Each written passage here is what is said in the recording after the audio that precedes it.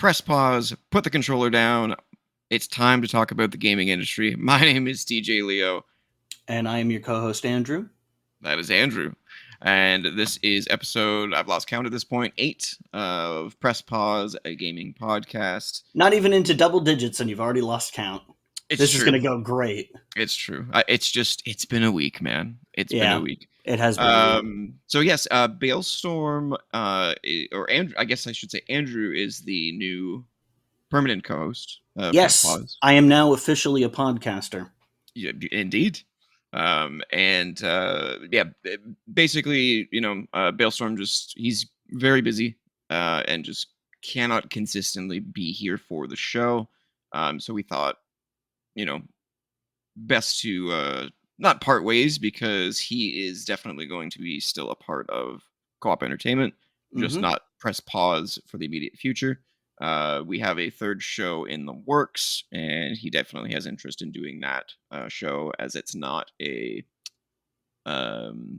weekly show. It's not a commitment show. It's not every Friday we're going to record this. We record it when we want to.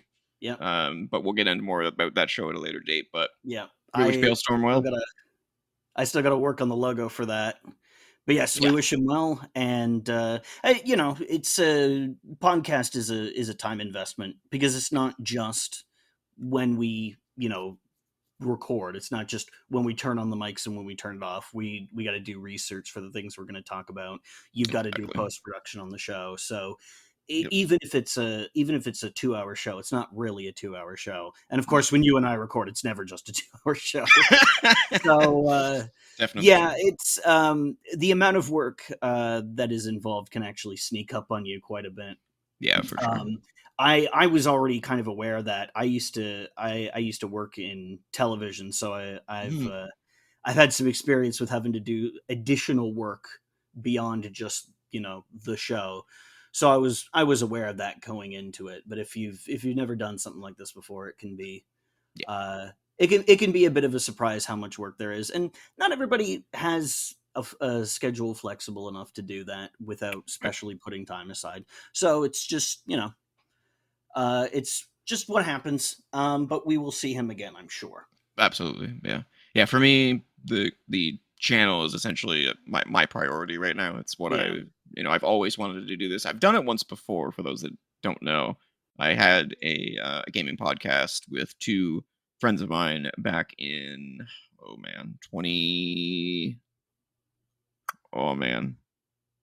not even gonna date it, because I don't remember. You did a wrestling podcast like a decade ago.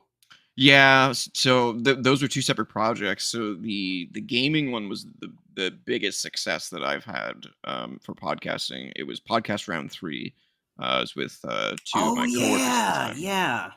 We probably had about I want to say somewhere in the 70s in terms of episodes. So we got pretty up there. You almost outlasted the Maddox podcast. Yeah, the only reason that that show collapsed was because the interest of my coworkers waned, and they just weren't passionate about it anymore. And I'm someone which also happens. Yeah, which totally happens, and I need a co-host, which is very evident. Single host podcasts are kind of dull. They're super challenging. If they're short, they're usually good. I used to listen to one called American Cliche with Scott Parent. It was really, really good, because it was like half an hour long. It was a good show. I still follow him today. I don't think he does the podcast anymore. I could be wrong, but he was fantastic.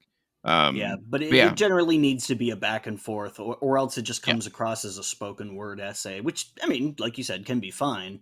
Yeah. But for this kind of format, for this kind of show, I think it definitely helps to have at least two people. And varying opinions too, which is nice. Yeah. That's usually a good thing to have. And especially in gaming, there's so many different genres. Oh yeah. Of games, not everyone is into every genre. I mean, if there is a weakness here, it's that we agree on so much. That's honestly, I think probably a problem, because like we get along really well and we can talk forever about this stuff, but we agree on so much that there are some key differences in our tastes, I think. But yeah, we do agree on it's like 80-20, I would say, as Yeah, far as our yeah, agreements go. definitely. Um, but yeah, no, that podcast round 3 was a lot of fun. It was very structurally similar to Press Pause, but I couldn't do it alone. I tried to do podcasts alone for Co-op Entertainment, and it was abysmal. I hated the result. Oh, Um, that the one wrestling one that you did. yeah, Yeah. couldn't stand it. I rewatched it and I was like, nope. Yeah, you deleted that one. Yep. Yeah, Yeah. I hated it. Which also Um, happens. yeah, I'm not a solo podcaster. It's just not a thing. Uh, the wrestling podcast back then, though, that I did was a separate situation.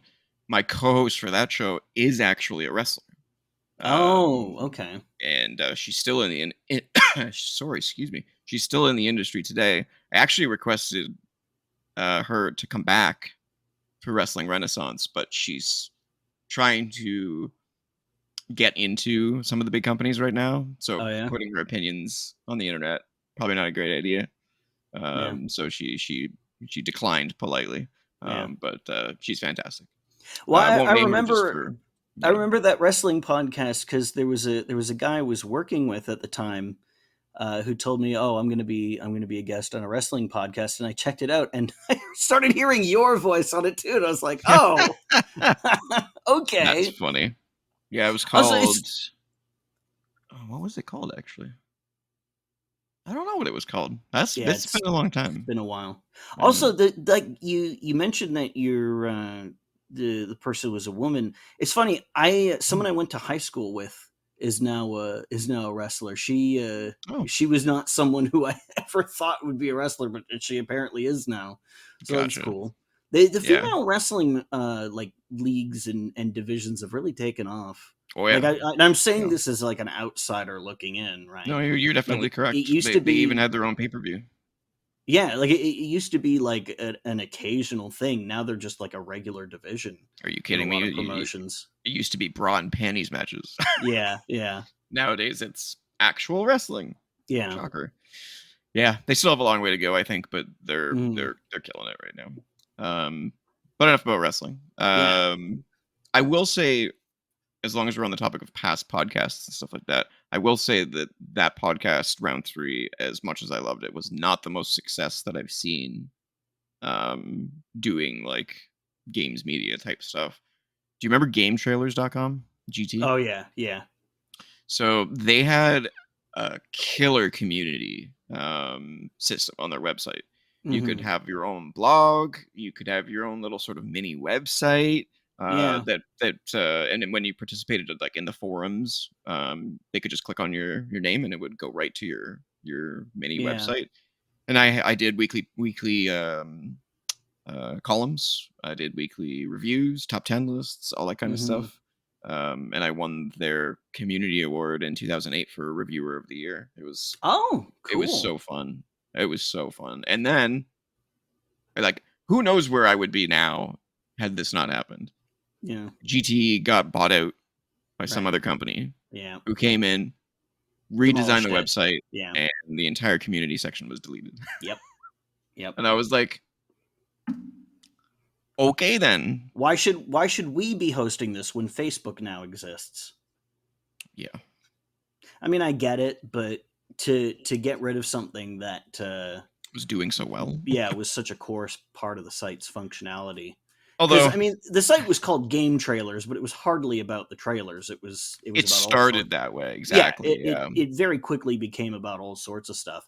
The angry Yeah. video game nerd Yeah, used he was to on it. be Yeah. employed by Game Trailers. Yeah. In fact, I Shane's. believe that's where he was first getting paid to do AVGN was at Mhm. Game Trailers. Yeah, there was a lot of people that came out of game trailers. Mm-hmm. Kyle Bossman. Mm-hmm. Oh, what's the guy's name? It's not Damon. Brandon Jones came out Ah, of okay. GT. There's a lot of people. Daniel Mm-hmm. Bloodworth, Brad Ellsworth, Brad. I don't know. A lot of people came out of Mm-hmm. GT. Yeah. But yeah, when they rebranded it from GameTrailers.com to GT and got rid of the community section, I lost all my followers. I had something like 400, 300, somewhere in that range. It was really going well. I Yeah. really enjoyed it, and I really wish that that never happened because I might be Yeah. a full time YouTuber right now for all I know. Yeah.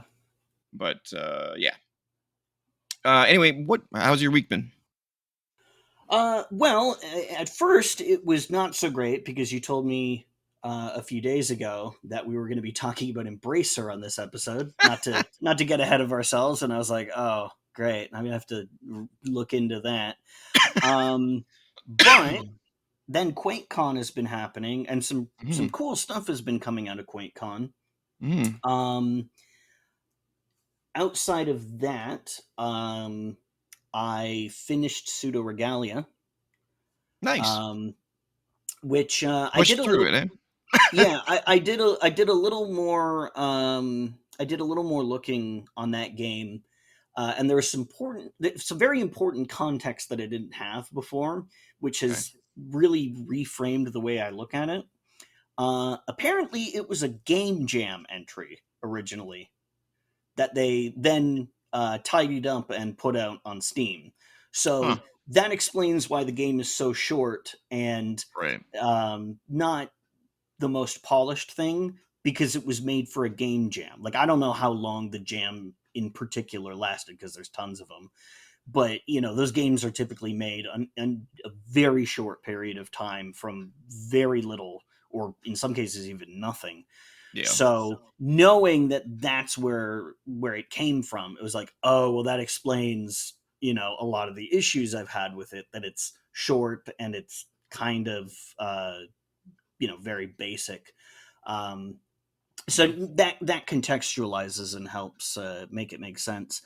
Um, with that said, I was still a little disappointed by the ending Mm. because you get these 5 keys to open the door to the final area, and first of all, one of those keys is completely superfluous. Whatever, you know the word I'm trying to Superfluous. say. I'm fucking terrible with words. So it's great that I'm on a podcast, Pointless. and now the regular co-host of one, even Yeah. better. Um, Gotta yeah, work on so that vocab. yeah, yeah.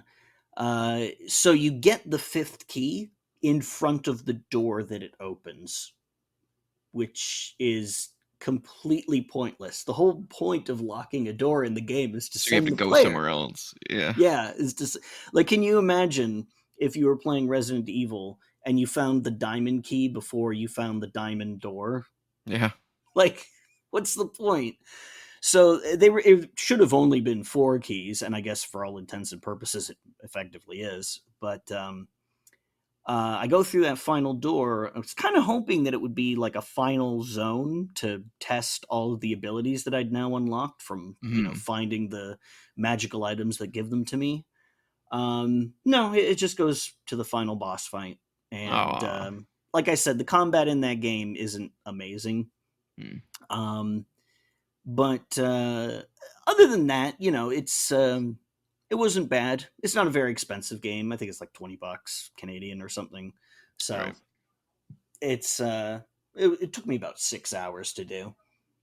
I did restart the game and found that the map is in fact an item that you pick up in like the starting area. So Gotcha.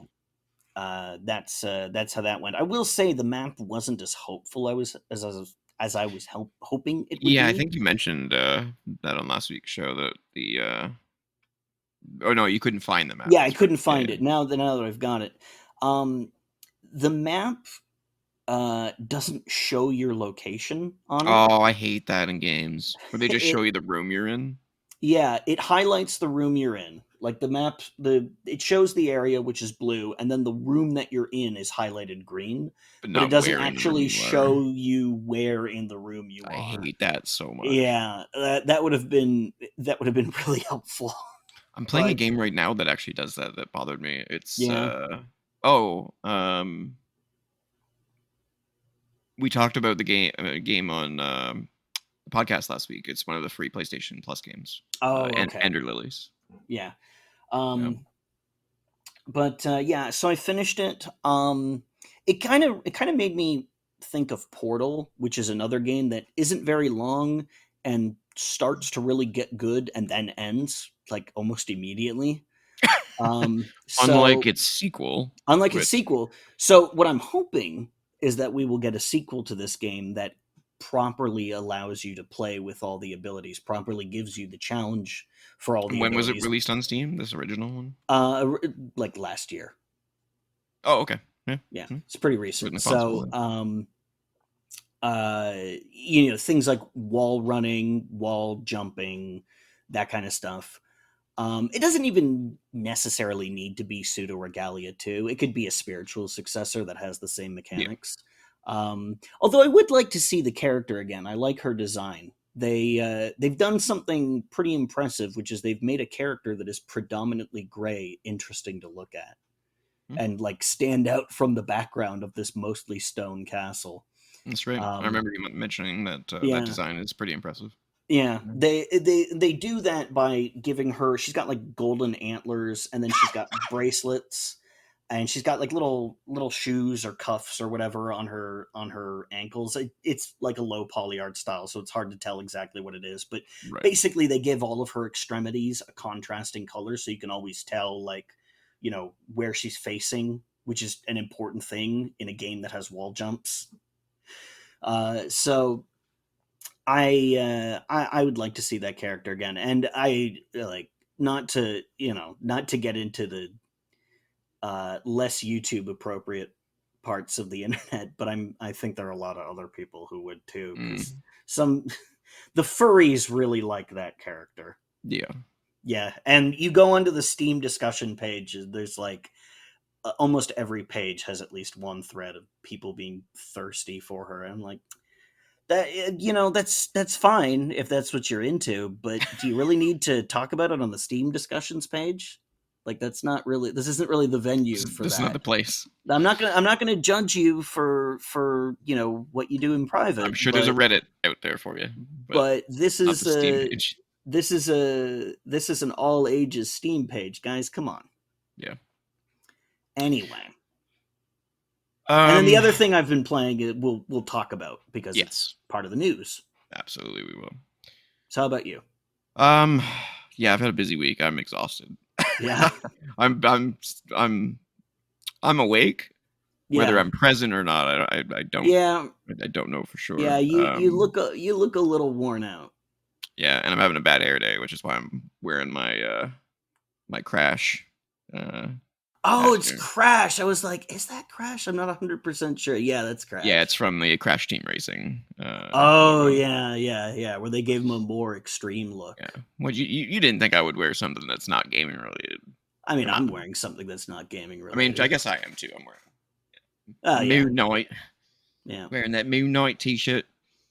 Um, yeah, no, it's been a busy week. This is the third podcast this week that I'm recording, so Mm-hmm. and editing. That Yep.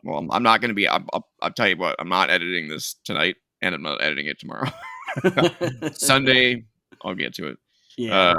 But yesterday I went for I want to say like a 6 kilometer walk, Oh yeah. and it was in new shoes. Mm-hmm. Oh, so they're like really stiff. Yeah, and they like turns out they rub on my heels. Oh So yeah. I and the bottom of my feet are destroyed, and so is my Oh heels. no. So yeah, that was a mistake, and yeah, and I was like compensating the longer I was walking. So now my Yeah. back is killing me, my neck is killing me. I'm a wreck today. It's brutal. Yeah. It's Yeah. brutal, but trying to be healthy Yeah. as much as I can.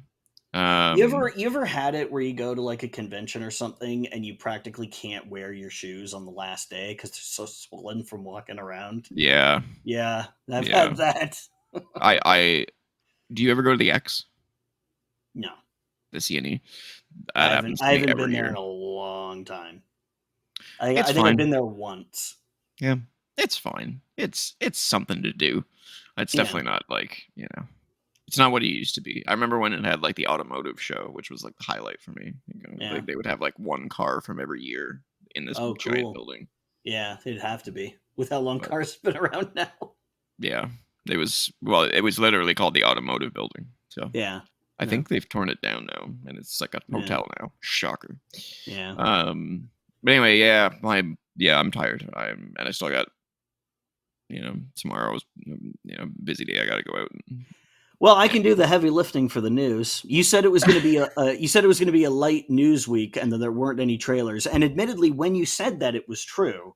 But time has now made a liar out of you through no fault of your own, because there is news and there is a trailer.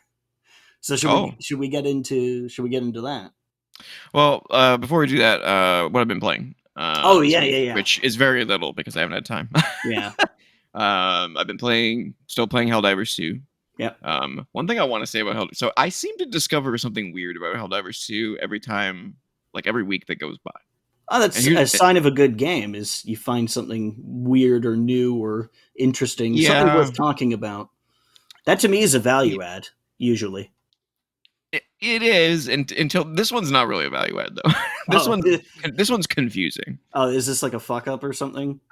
I don't think it's a fuck up. I think it's, why is this here? Oh yeah. So I talked about last week how awesome the community is, and how you pretty much never deal with a griefer or a team killer or love to hear that.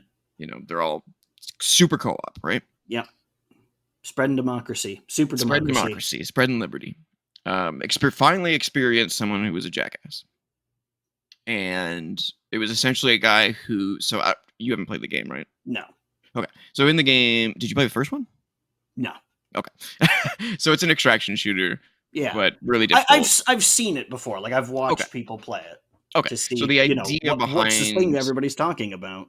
Yeah. So the idea behind this, what happened, is that when you're in these missions, you have obviously missions to accomplish and side missions to accomplish. There's also these collectibles that you need to collect called samples, and there's a certain amount of them in every map.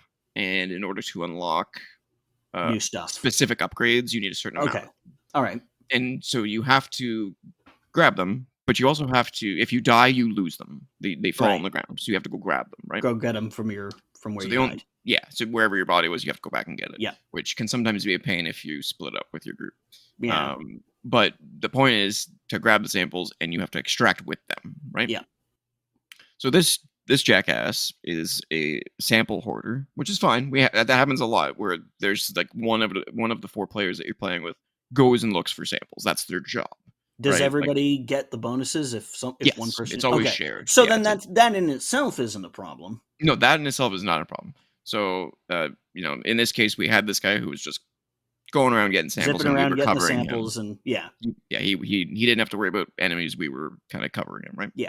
So we do that whole thing, and we get to the end of the mission, and we call for the extraction of the ship. And right as we get on the ship, he's the last one to get on the ship, which was weird. I thought was weird, and he quits. Oh. After we get on the ship, so we lost all our samples. Oh. And so after the match, well, obviously all 3 of us are pissed because it's like we're all high enough level at this point that XP and money isn't really worth it anymore. It's worthless. We've unlocked everything. We need samples. So it was basically 40 minutes of nothing. Yeah. That we did. So I go in and I'm like, is there a way to report people? And there's a report button on his profile when I open it. Not PlayStation profile, but like in the game. His Helldivers profile. Button. Yeah. Yeah, there's a block and there's a report button. Right. So I go into the report button and it gives you a list of the things that you can report them for. Like team killing, resource hoarding. So like if they're taking all the ammo and not leaving anyone for any ammo for anyone else. Generally sabotaging the match. Exactly. And so I click on the one that makes the most sense for my complaint, and it says this is not something that you can file a report for. These are your options, and it says block. So they put it in the list of like reportable offenses, but it's not a reportable offense. But it's not a reportable offense, right? So I don't know what the other 2 options were. I think it was like, I think one of them was stupid. It was like how to get along with other people or some bullshit like that. You know what I mean? Yeah, that'll help. That's your problem. This was your fault. You need to be taught. So I was like, that's not a reportable offense. So I click on the other ones, and every single one of them says that. So it doesn't actually have a report option. It has a placebo. Oh my god. Yeah, they all say the same thing. This is not a reportable offense. How Here's your has options. nobody? How have I never heard of this before? I know. I was I hate my mic. I was This shocked is too. I was like, how is no one talking about this? yeah. A That's useless report button. that's fucked, especially in an online game. The only thing I can think of is that it's not reportable for the console version. Maybe the PC version Maybe, has the ability to report people maybe, because it's on Steam. Maybe, yeah. but I That's was very like, strange. why even include the report button on the console version if it doesn't if it doesn't M- have the ability may- to report? Maybe they figure most people won't actually use it. But if they don't see it there, they'll complain. But as long as they see it, they'll just go, it's not worth the time. Maybe. I don't know. I don't know. But I was pissed because I was like, okay, so these people could just get away with it. Just be a dick. Like, okay, Yeah. whatever. That almost feels like it would violate the rules of some kind of platform, but like it's a Sony game on a Sony platform, so they probably can get away with that. I think when you sign up for, I think when you play the game, just like most games, there's a TNS at the beginning, though. Yeah. But if they don't give you an option to report the person for breaking the TNS, then Yeah. how are they going to know? Right. So anyway, I thought that was really stupid. The other game I'm playing is still Elden Ring. Yep. I got stuck. I don't know if you got my text Yeah, message, I did. but Yeah. I'm stuck at the same guy that I got stuck at in previous attempts at the game, which is And if Moongrove. that had crossplay, I would start a new game and I would hop in to help you, but I'm on PCs and there's no crossplay, so There's no crossplay on. I don't think Elden so. Ring? Pretty sure there isn't. Well, okay, so I don't even know how the co-op works in that game. I thought it was just for bosses. No, you can if you see somebody's if someone puts down their summon sign, Mhm. you can see it and you can call them in. People typically only put them down around bosses, usually, or sites of grace. Usually they put them where people are likely to see them or likely to need them. Okay, so let me ask you this: when you put down the summon sign, does that make like a bubble of area that you're allowed to help them in? Or There is a region. You can't see what it is, which okay, is stupid. But there is a region that you are now constrained to for the time that the person is is it helping you. small or is it like if I'm in if I'm in Limgrave, I then have they no can. idea because I've never summoned for anything but a boss. Mm, yeah, because my buddy is I got him to play the first hour of Elden Ring with me and kind Yeah, of walked him through it, and because he's never played a Souls game. yeah. And he seemed to like it, and I'm like, man, I really wish this was co-op because I'd play the whole game again in co-op 10 times Yeah, over. like a seamless co-op. There is a mod for that on PC, but obviously that's no good Not to gonna you help on me on PlayStation. PlayStation. Yeah. Yeah, but yeah, I was talking to someone else about it. I was like, that's a huge missed opportunity to not have seamless co-op for the whole thing. Like, why limit it to sessions of some kind? Like, it's Yeah, just it I don't makes get it. sense in something like Dark Souls that has a more linear level structure, but in something like Elden Ring, I mean, I I sympathize know. with the developers like trying to implement something like that on a map of that scale has got to be difficult. Like getting the clients to sync up. I mean, the clients to sync up, I guess, but like the distance between each other can just be limited. That they do that with like Far Cry and stuff like that. I think. Yeah, but then you have like a you basically have a tether from the host to the Oh, the tether in Far Cry is huge though. Like oh, okay. it's like like a couple of in-game miles. Like it's Oh, not okay. small. Yeah, it's kind of like an orb. Like if Okay. you were to pull up the map, there's like a big circle around the host All right. player, so the guy can't go It's beyond that. it's like the chalice in Final Fantasy Crystal Chronicles, except Yeah, way bigger. exactly. Yeah, that's exactly. Yeah, yeah. So I don't know, but I'm still enjoying it. But yeah, I'm stuck on Moongrum. Is Yeah, his name? He's a bitch, man. I know you yeah. can cheese him by running past him and going on the elevator, and he can Hmm. sometimes fall in the pit. But I've tried that 2 or 3 times, and it's not working. Yeah. And then you have to fight a boss after that, so it's like Yep. you have to kill him. You have to kill him. At least he doesn't respawn once you kill him. But I still Hmm. haven't killed him. In fact, I gave up and I was like, you know what? I'm gonna try a different class. So I started another Oh, character. jeez. Maybe I'll go back and do it. I don't know. Yeah. I'm kind of wishy washy on it right now. I Yeah. love that game though, man. It's so good. It's a lot to restart Yeah, for a game that's like that. I've probably restarted like 7 times. Oh So I've played Jesus! like Limgrave a million times at this point. Oh my God! Like I can't count how many. Like I know Limgrave like the back of my hand at this point.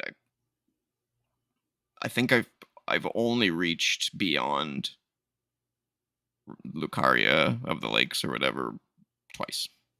Yeah, Pretty sure. you've beaten Elden Ring, right? Yeah, twice. Okay. So it's not a spoiler for me to say to you that my knowledge of Limgrave is completely gone because it spent more time buried under ash than anything else for me. Oh, I don't remember that. Did you not burn the Erd tree? Yeah, but I don't. Maybe I didn't go back to Limgrave after. Did Oh something yeah, happen to it? once you burn the Erd tree, it's completely covered in ash. Does it change the map and add new things to It do? it, it you lose access to like 90% of it because it's all just covered in ash from the Erd tree. Really? Yeah, Yeah, no, I didn't know that. it No. looks like it's been covered in like 50 feet of snow, except it's ash. Yeah, no. I remember that happening to the city, but I don't Oh remember. yeah, sorry, damn it. I'm thinking of Doll. Oh, okay. Yeah, yeah, yeah. You're talking about Limgrave. Yeah, I'm Yeah, I'm talking about the opening area. right, Yeah, yeah, right. yeah, yeah. Yeah, no, I would definitely remember the city getting covered in ash. Definitely, yeah. Yeah, That sucks. Because the first time I played it, I lost access to a bunch of stuff that I missed. yeah, I was like, oh man, that sucks. They should warn you. yeah. You know, They should warn you this is gonna, and it but doesn't it's Elden Ring necessarily. though. Like, Yeah, they don't it care. doesn't need to be a system message necessarily. Like they could have a character say like, Are you "Oh, sure? tarnished, this. Be careful when ye burn the Yeah, Earth yeah, tree. yeah. It shall Exactly. They have an change the in-game world." Yeah, reason. like have some kind of character hint towards it. I agree. Yeah, but anyway, yeah, I still think that's a near perfect game. There's just some nitpicks, Yeah. that they need to fix. But anyway, yeah. Why don't you wanted to talk about the trailer? Yes, I want to talk about. Well, I want to talk about the trailer, and I want to talk about the news. Yep, go for it. So the trailer was Legend of Zelda: Echoes of Wisdom. There is Mhm. a new video that's just come out It was this yesterday, I week, think. and it shows some more gameplay beyond what was in the reveal. It's not tremendously surprising. It's basically the Ultra Hand from Tears of the Kingdom. It's called Bind. Um, and the way in which it's different is that rather than like swinging things around, it locks to your movement. So if you bind Zelda, or you bind something to Zelda, if she moves, it moves with her. So if you move like 10 feet south, the object moves 10 feet Oh, south. okay, yeah, that makes sense. Basically in sync with you. The Yeah. other thing you can do is you can also reverse that connection, and you can bind Zelda to something, and then Zelda moves with it. And so they Okay. show like you can bind her to a flying enemy, and she'll be pulled around by it as it flies around, and you can use that to get to new places. Hmm. So just more stuff that looks like it'll be fun. Yeah, I'm that game looking looks forward great. to that game, and we're not gonna have to wait very long for it because it comes out in September.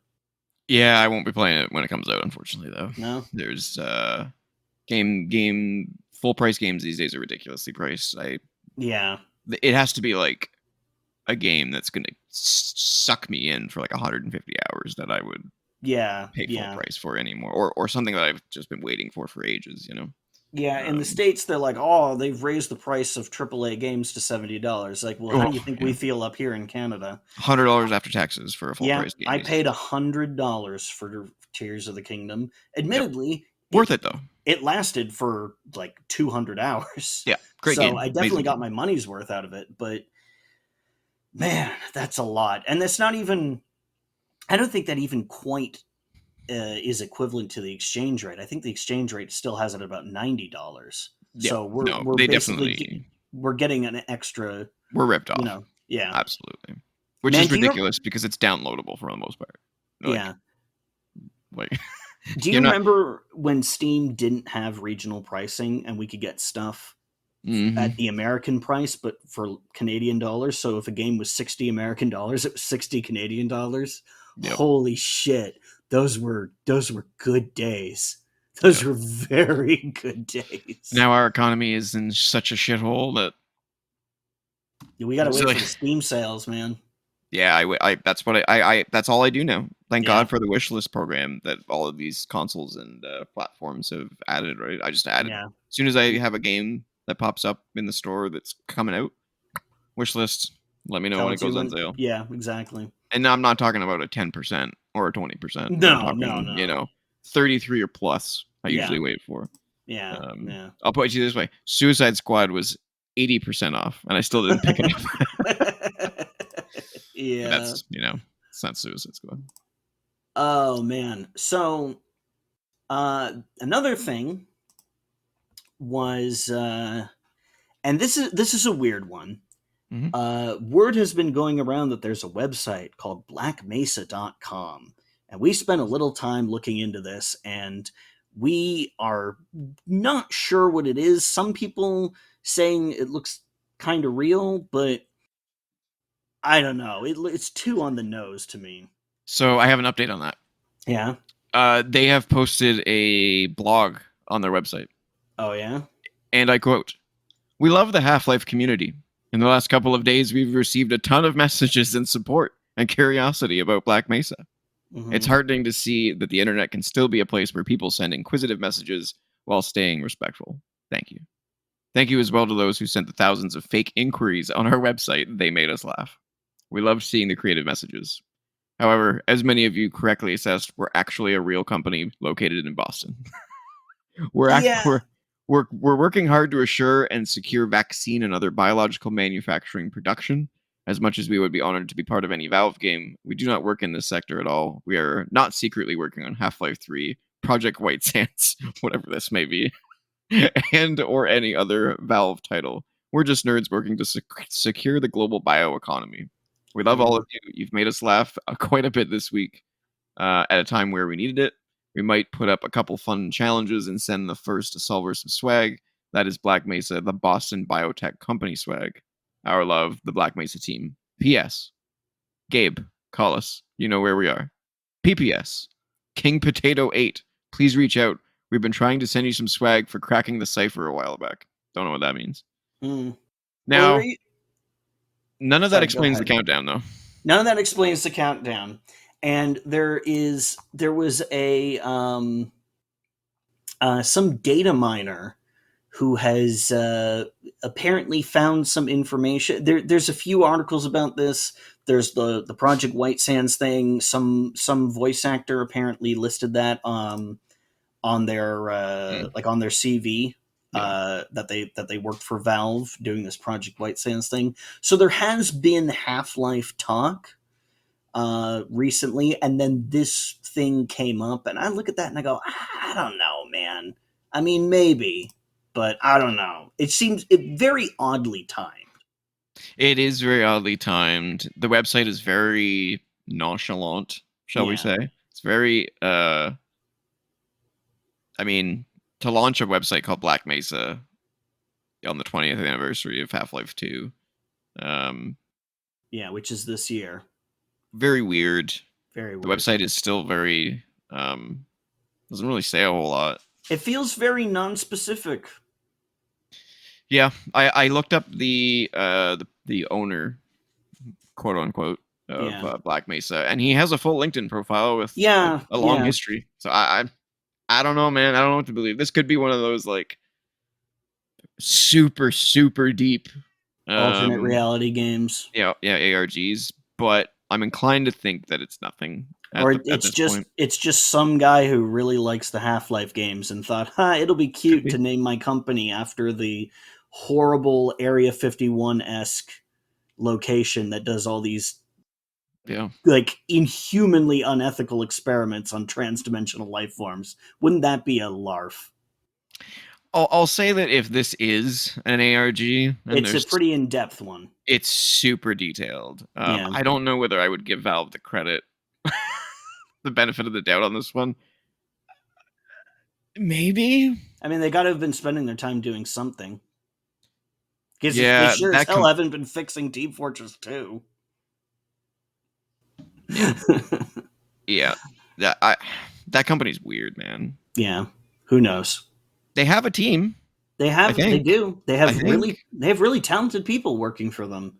They spend a lot of time Do they making though? hats. Yeah, They don't talk about it. There's no website, but you can go and look up Valve software anymore. it's just Steam.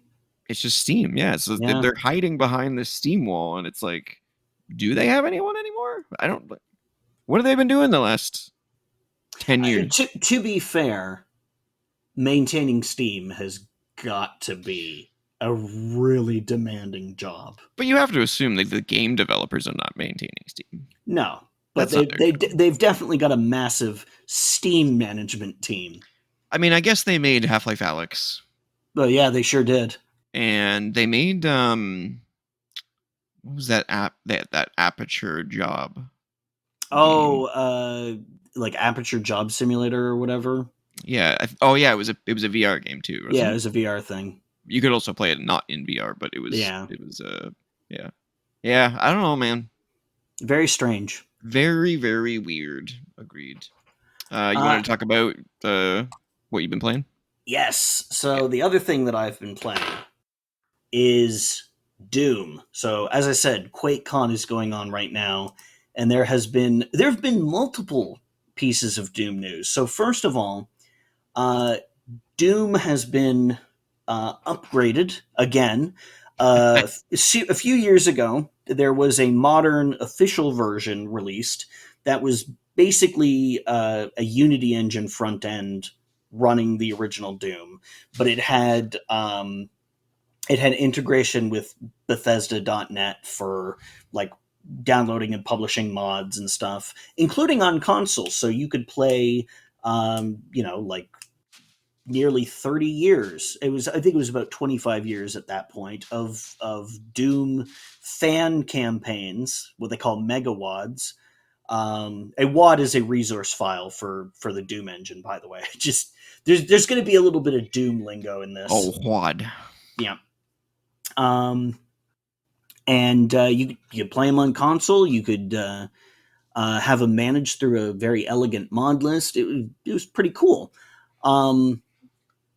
They've now done this again, apparently working with Night Dive.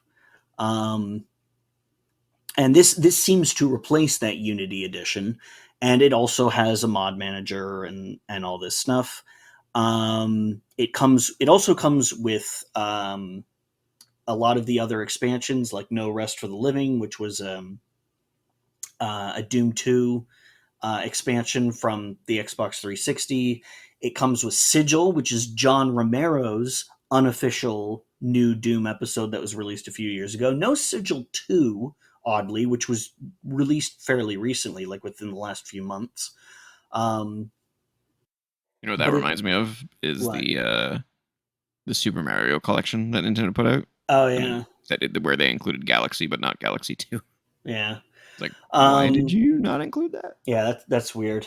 But the other thing is that it comes with a new campaign for Doom 2 called Legacy of Rust. And that is what I have spent almost the last 24 hours playing. It is 16 levels, so it's not quite a full campaign, but 16 is quite a lot. Mm-hmm. And it's been made by a bunch of people who have worked on Doom projects before, including the guy who wrote the basis, like the what they call the Kex engine, which is this this application that allows for re-implementation of old game engines in modern computing environments. So it's not really a game engine as much as it is like a way of translating an old game engine to work on modern systems. The guy who writes that, his name is Samuel Villarreal. He's designed some levels for this. He's also designed levels for other stuff. He worked on the Doom 64 modern conversion. He also worked on the Rise of the Triad modern conversion that came out a few months ago. He's been deep in the scene for a while, so he designed some levels for this. Some other people, guy, what was his name? Zazer something. Let me look it up real quick. Want to make sure I get his name correct. Zazer Acheron. I'm pretty sure this is his screen name. I was gonna say that's a great name if it's real. Yeah, if it is his real name, that's Yeah. awesome. Yeah. So there's that. They've also implemented new music for the Doom 1 and 2 campaigns, covers by a fellow named Andrew Hulshult, who is a pretty well-known game musician. He got a lot of exposure on YouTube and has since gotten a lot of work in the industry. And he's also the guy who did the soundtrack for the Doom Eternal expansions. Oh, nice. So his covers of the soundtrack from Doom, which he put out on YouTube like probably like a decade ago at this point, are now officially in the game. That's cool. As an alternate soundtrack. So there's a ton of new stuff. I've been playing the new campaign, Legacy of Rust. I haven't actually been playing it in the new executable. I've been using a Doom source port to play it just because I have more customization options there for everything. Although I did spend a little bit of time with this new version of the Doom engine, which actually does have new features that aren't in the original game. Like there's conveyor belts in this expansion, and moving floors do not exist in the original Doom. I was So gonna say that. Yeah, there is some new stuff in there. But it works in GZ Doom, which is what I've been playing it with, and it's all right. It's not quite to my taste. It's much more complex, which I mean, on the one hand, you kind of expect for a new Doom episode in 2024, but it also feels very at odds with the old episodes. It's not bad. It's just different in a way Right. that I'm not sure if I like yet. I don't hate it, but I'm just not sure how much I like it. How far did you get out of the 16 I level? am halfway through. Gotcha. I just crossed the halfway point like 90 minutes ago. There's also new enemies and new weapons. There is a flamethrower, which is kind of a mixed bag. You can do a lot of damage to yourself with it, but you can also do a lot of damage to enemies with it. There's another weapon, and this replaces some of the weapons. The flamethrower replaces the plasma cannon, and the other new weapon that I haven't gotten yet replaces the BFG 9000. I don't know what that new weapon yet is. I haven't gotten it. I haven't looked it up. I want to find it and try it for myself, and I wasn't able to do it in time for the show, but I'll check that out. There are some new enemies that are some of them are remixed, and some of them are built on old enemy concepts from the original game. One of them is kind of like the Lost Souls, like the Flaming Skull guys, except they are silver and they shoot projectiles at you, which is a really dick move. Because the Lost Souls, being small, are really hard to hit, and now you're giving them the ability to shoot at us. Yeah. Fortunately, they don't have a tremendous amount of health, but they're an annoyance. There are also these enemies that were actually repurposed into the Pain Elemental, which is the big brown ball thing that summons Lost Souls. They are like glowing. They're another kind of glowing head, basically, except they are kamikaze enemies. They are suicide bombers.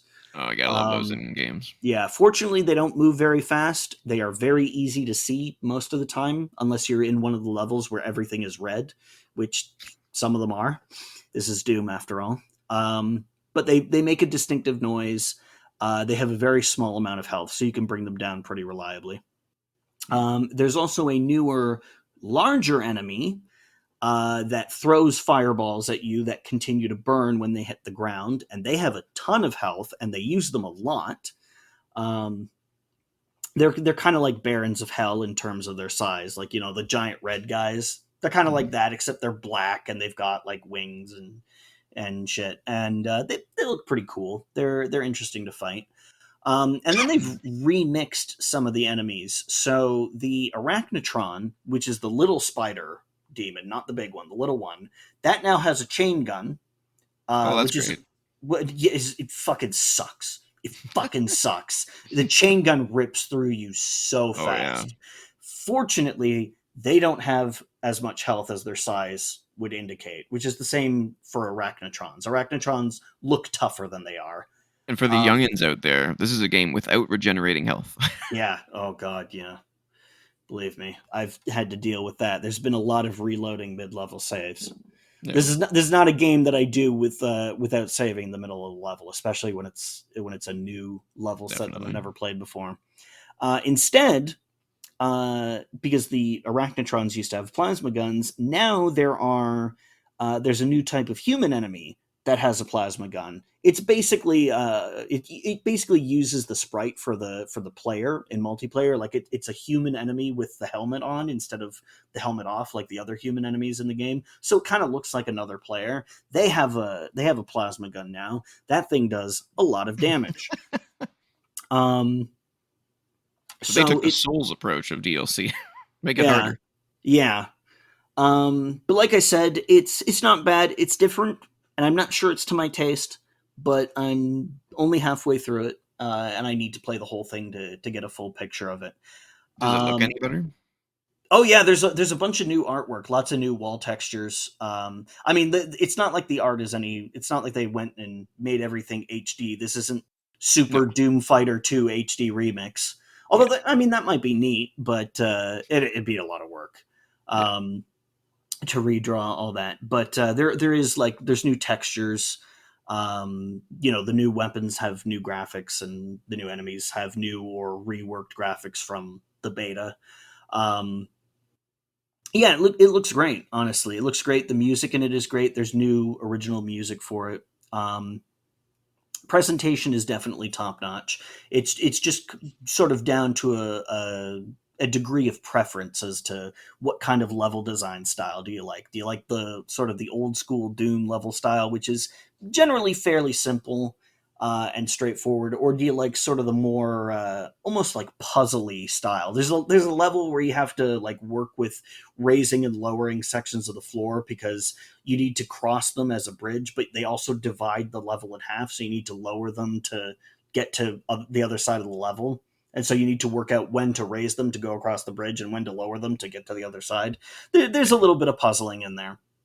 Um, so I've been doing that. And then I also found out today that id Software has now put out official mod support for Doom Eternal, and Mhm. I could not download the SDK for that before the show had to be recorded because it's 70 gigabytes, and Wow. I couldn't get all of it. I got I think like 20 of it before I had to say, no, I got to record the show, and there's no way I'm going to be able to download it and do the show at the same time, not No. without having my voice cut out or something. Yeah, Yeah, exactly. yeah. Yeah.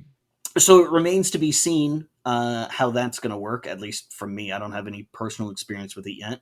The original modern Doom 2016, did have Snap Map, which was a mostly Mhm. like prefab rooms and pieces that you could put together. You could still do some pretty cool stuff with it. You could actually get pretty advanced Yeah, it was with even available on console. It was pretty cool. yeah, yeah. Well, except for the Switch version, but Well, yeah, I yeah. would never play the Switch version of I Doom don't know who would. 2016.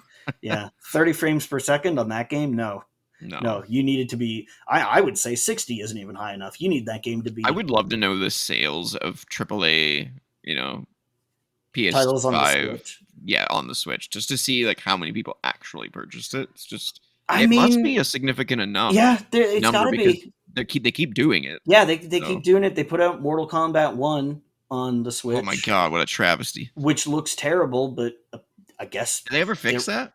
I have no idea. I don't know if it is fixable. Like it's a I question. remember it getting like a 1 out of 10. Like it was that bad. Yeah, It was yeah. atrocious. Interesting.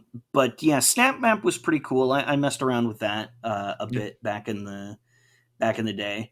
And I've been waiting for something like that for Doom Eternal, and now they've put out like a proper SDK for it. So that's Cool. cool. Maybe I haven't seen it yet, Yeah. but I will absolutely talk about it once I get it downloaded, and so that'll be on next week's show, I guess. Cool.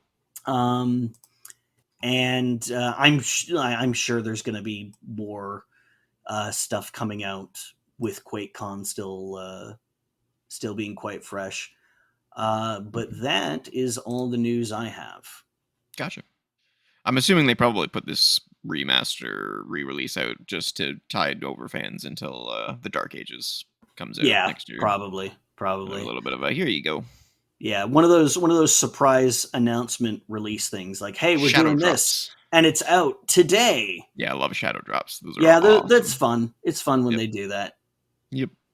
They need. I'm waiting for a AAA game to do that. You know, like I know that it's not business savvy to do that because they want to hype it up and everything. But well, I mean, someone's going to do it. That's how they released the Saturn in North America. Was they're like, oh, hey, I would never do a console for it. Yeah, that's for damn sure. It didn't go well for them. We know how the Saturn went here in North America. Yeah.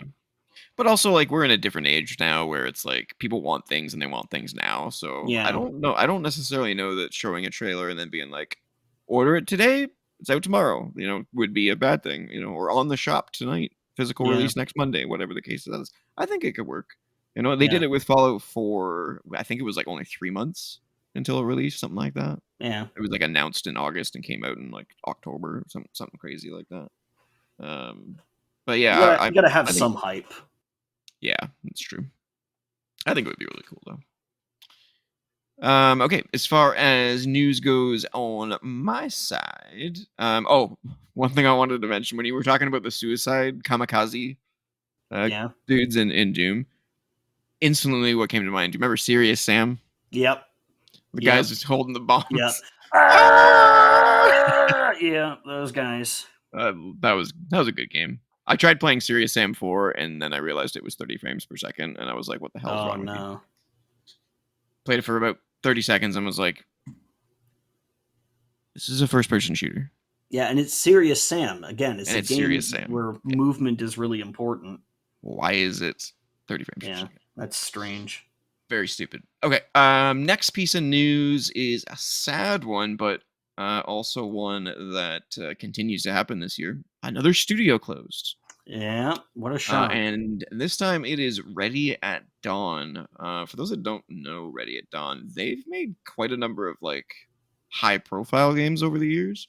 Most notably, they made the God of War portable games. Yeah, PlayStation PSP Portable. games.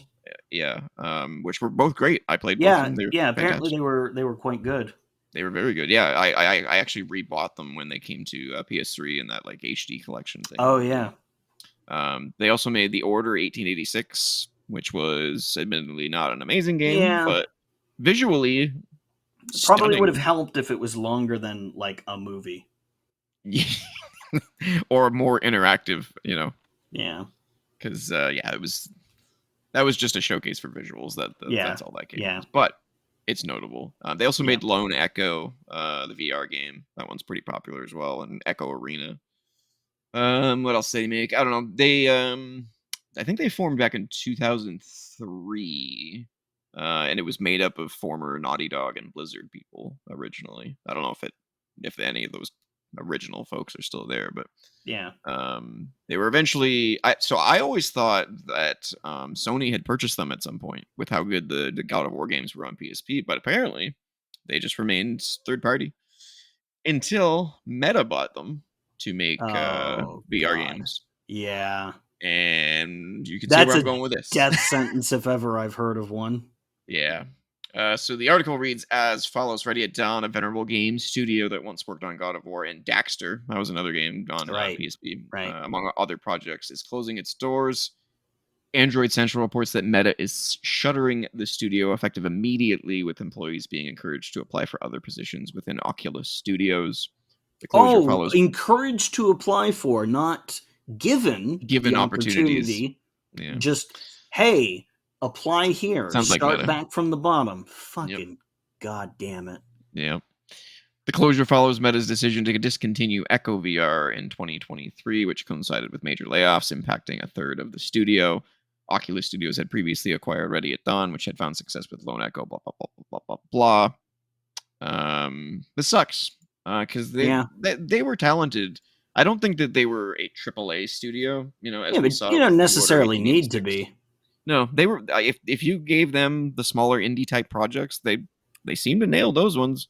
Yeah. They seem to just kind of jump around too much to different scales of projects. I mean, they were all the way down from PSP games up to VR and AAA, and it's like they never found their niche.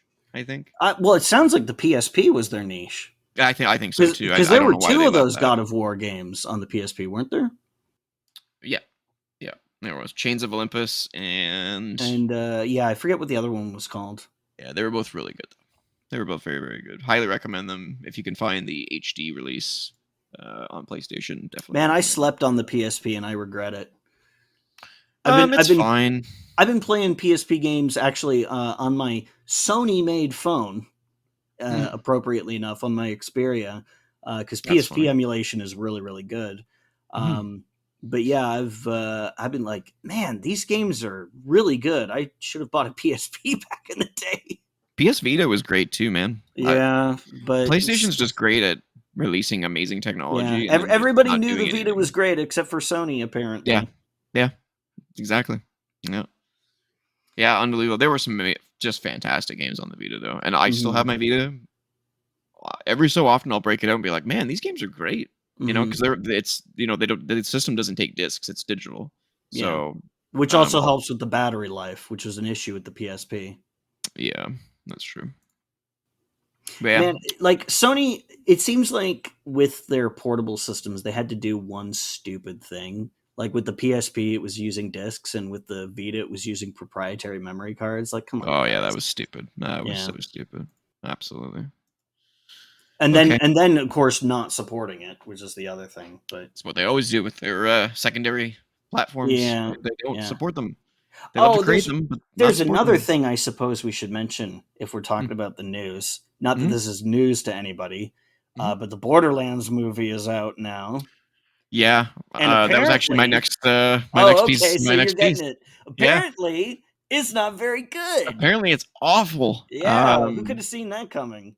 Yeah, the way that IGN describes it is cosplayers playing a fan fiction thing, but then they go on to say that would be insulting cosplayers and fan fiction. Oh, snap! So yeah, it's apparently pretty bad. That's harsh. I think the owners of the IP, it's not Gearbox. Take-Two. I think is it Take-Two? Shoot, yeah, but they own Gearbox. Yeah, well, actually, I think Embracer does now. No, I think they sold it to Take-Two. I think they originally bought it. I don't know. Who knows? It's confusing. We'll talk about it in the Embracer section. Yeah. The CEO, I think it was of Take-Two, sent out a tweet or something that said like, give it a chance. Give it a chance. Yeah. I probably will see it just to see, if this is one of those situations where the critics are just not letting their brain shut off and have a good time. I don't know, man. Or if it's that bad. Did you see the footage that they released about a month ago? I watched the 2 trailers and that was it. There was some footage of a fight scene that they released about a month ago, maybe a month and a half. So this is a PG-13 movie. Yeah. Because an R-rated video game movie is kind of a hard sell. That's what they should have done, though. This is Borderlands. It should be R-rated. So the scene that they released is a shootout. There's no blood in it. No, they don't. There's no blood in the whole movie. Guys go down like they just fell. Like there's no. It's not even CGI blood. There's nothing. It looks. It doesn't even look like a finished scene. It looks like before they do the blood CGI. Except that's not it because there's no blood in the movie. It's fucking Borderlands, man. Yep. Like, what the fuck?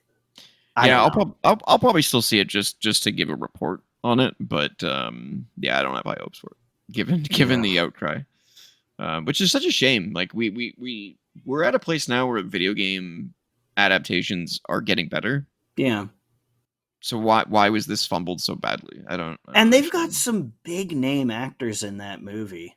Yeah, and they do nothing with them apparently. Yeah, absolutely nothing. To be fair, that's not fair. Some of the voice actors from the game should have come over to the movie. I don't understand why Claptrap was not Claptrap. Well, I have two thoughts about that. One, I fucking hate Claptrap's voice. I know you're supposed to hate it, but that doesn't change. Yeah. That doesn't change the fact that that's literally the reason I never played any of the Borderlands games past like. Oh, really? Minutes. Yeah. Borderlands 2 is one of the best games of all time. I played 15 minutes of Borderlands 1, and I was in physical pain. Like I was getting a headache from hearing Claptrap's voice. Now I don't know if that's the actor or if that's like one of the like robot filters they put on him for the voice. It doesn't matter. Claptrap is the reason that I did not play Borderlands. He's definitely polarizing. So on the one hand, him not having that voice is kind of a plus to me, but on the other hand, yeah, they replaced him with Blackjack. Jesus fucking Blackjack. Jack Black. Fuck Jack me. Black, yeah. Which is fine. There's nothing wrong with Blackjack. Yeah. Celebrity stunt casting, though. Like, we can't put that name on a poster. Nobody's heard of that guy. Kevin Hart as, what's his name? Roche? Yeah, Kevin Hart's in there. Kate Blanchett's in there. The casting didn't make sense in some of the cases. Like, Jamie Lee Curtis is in there. The character that Kevin Hart plays is not funny in the game. He's the serious one. Oh, yeah. Why would you cast Kevin Hart to do that? It doesn't make any sense. I don't fucking know. I don't get it. It's so, and I know this is blasphemy, but Ashley Birch is Tiny Tina in the games. She can act. Why was she not Tiny Tina in the movie? She's perfect for that role. She is Tiny Tina. And yet you give it to this, I don't even know who she is. Yeah.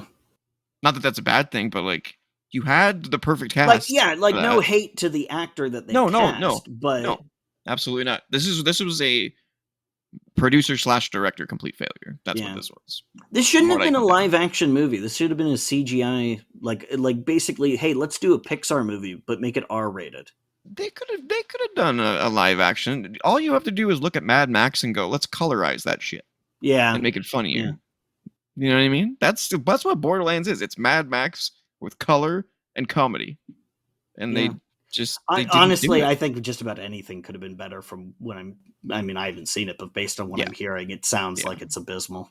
Yeah, apparently. So I'll see it. I'll report back. I'm not going to the theater to see it. I'll be waiting. Fuck no. But I'll report back on it when I eventually, get to see it.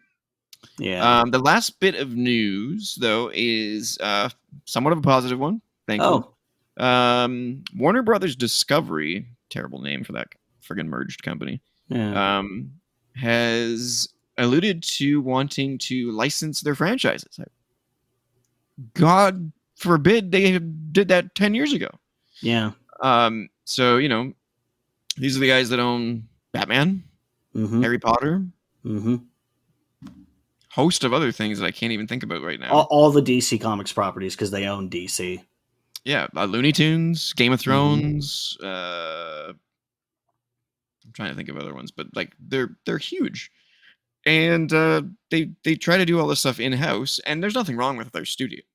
Excuse me. So they have some great studios. There is wrong with their management, but there's definitely wrong with their management. Exactly. Yeah. Like, and we saw that with Suicide Squad. Yeah, I just read an article about how even after all the slashing that they've done, they're still like $1.5 billion in the red or something. Some absurd number. WB Discovery. Yeah. Yeah. No, they're not. Yeah, the management there is just they don't know what they're doing. However, they were responsible for Hogwarts Legacy, which was amazing. So I can't. They're not.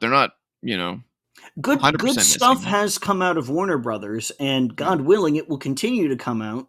But it's a question of David Zaslav willing, I guess. Despite their God is not in that particular house. Yeah. They worship someone else there. Yeah, the article says they reported revenue of 9.7 billion for the quarter, but an overall net loss of 10. Yeah. 9.1 billion of which was due to impairment charges. I don't know what that means. Yeah. The company also reported subscription services were up 3.6 million subs from last quarter, bringing it to 103 million subscribers. That's not bad. So they're doing okay on that side, but yeah, on the game side of things, they are like 50-50. You know what I mean? Yeah. Things can go really well for them and not really well. So I'm For interested to every see what they Shadow do. of Mordor, you have a Suicide Squad, basically. Yeah, exactly. Yeah. Yeah, so we'll see what they do. With their IP. That could be a whole topic of the week discussion. What would you do with this IP? I would let Night Dive do No One Lives Forever because they want to do it. They own that IP? I believe so, yes. Well, I think Wow. they the thing about No One Lives Forever is I believe the rights are split amongst multiple companies. Oh, well, don't you love when that happens? And Night Dive has been trying to get it done, but it's a matter of negotiating satisfactorily with the various companies that own the rights. Because I think somebody like I think Fox Interactive or something published it, and then Monolith is now, which developed the game, is now owned by Warner Brothers. So they'd have to talk to Fox, which of course is now owned by Disney. It's one of these situations where the rights get split across, and then acquisitions happen, and they're everybody's got a stake in this, and everybody has to come to an agreement for it in order to happen. Right. So that's why No One Lives Forever hasn't had a remaster yet. Right. All right. Before we go on to topic of the week, I do have some sad news to comment on. We don't need to discuss it, but Dustin, I don't know if you watch Last Stand Media YouTube channel. Him and Chris and Colin I've been following since they started that channel. Okay. And I've been following Colin since his IGN days and Kind of Funny days, so like been watching that along. But Dustin posted today that his expected firstborn passed away during childbirth today. Oh, that's unfortunate. So that sucks. My thoughts go to him. He's such a dude. He's such a good dude. Mm-hmm. He's actually the one who suggested the software that we use to record these shows. Because I actually reached out to him and was like, "Can you give me any tips for, how to do this, full time?" And and one of the things he said was using the software that we use. So he's really cool dude. Took the time out of his day, which I'm sure is extremely busy, to help out a nobody. So my heart goes out to him. Yeah. Hope he's all right. Hope the family's doing well, and just kind of wanted to comment on that. I think he's a great dude. Yeah, for sure. That sucks. But let's move into the topic of the week, which is all about Embracer Group.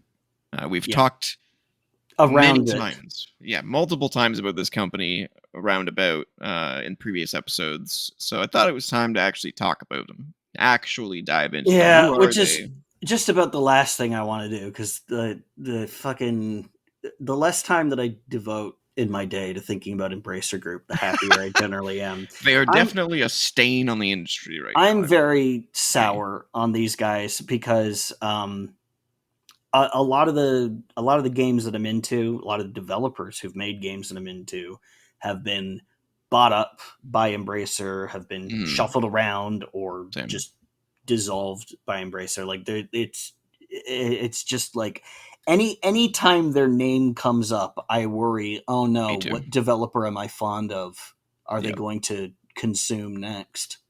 Whenever their name comes up, I worry about the quality of the game too, that they're going to release. But we're getting ahead of ourselves. Who is Embracer Group? So they're actually based out of Karlstad, Sweden. Originally founded in 2011. Originally called Nordic Games by, I'm going to say his name wrong, Lars Vingefors? Vingefort. I'm pretty close. We looked this up before to make sure that we got it Lars right, Vingefors. or at least as close as we could get, not being Yeah. speakers of the Swedish language. Yeah, so he started Nordic Games in 2011. They eventually renamed to THQ Nordic after they acquired THQ in 2016. Mm-hmm. And then in 2019, Toy Headquarters. What's that? Is Toy Headquarters. That's what is that what THQ stands for? Yes. Oh, I never knew that. That's cool. Yeah. Toy Headquarters. Interesting. That's a whole other discussion, is talking about THQ. Oh yeah, THQ. They were a huge publisher back in the our GBA days. Yeah, they published absolutely. Sonic games for Sega on the GBA. Yeah, they did some massive stuff. They did wrestling stuff too. Yep. And they had games as far back as the NES. Yeah. Oh yeah. They're a huge company. When they when they fell apart, it was like, whoa, holy shit. Yeah, it was a big deal. That's a bit of a juggernaut. Yeah, them falling apart would be the equivalent of today of like EA falling apart, or it would be. I don't know if I would say quite EA, but definitely I would say THQ had better games than EA does. Well, so I don't know. I put THQ above EA in my book. Sure, I can understand why. If you're talking about quality wise, yeah. If you're talking about like company size wise, no. But you're talking quality. Yeah. Yeah, EA is way bigger for sure. Yeah. And then in 2019, THQ Nordic expanded even further, and they renamed to Embracer Group. They are a publicly traded company, with Lars being the majority shareholder at around 20%.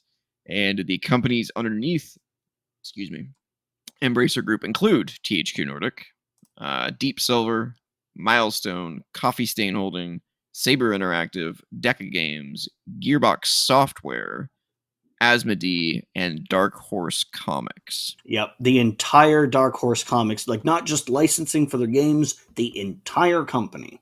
Yep, and that is the sub companies, I guess you could say, the underlings under there. However, they also own a boatload of intellectual property, and I have a list here. I didn't list everything because it's because we'd be here all night. But I wrote down everything that I recognize from the list, which is still pretty long. So I'm looking at a list right now, and it's there's like 100 entries here.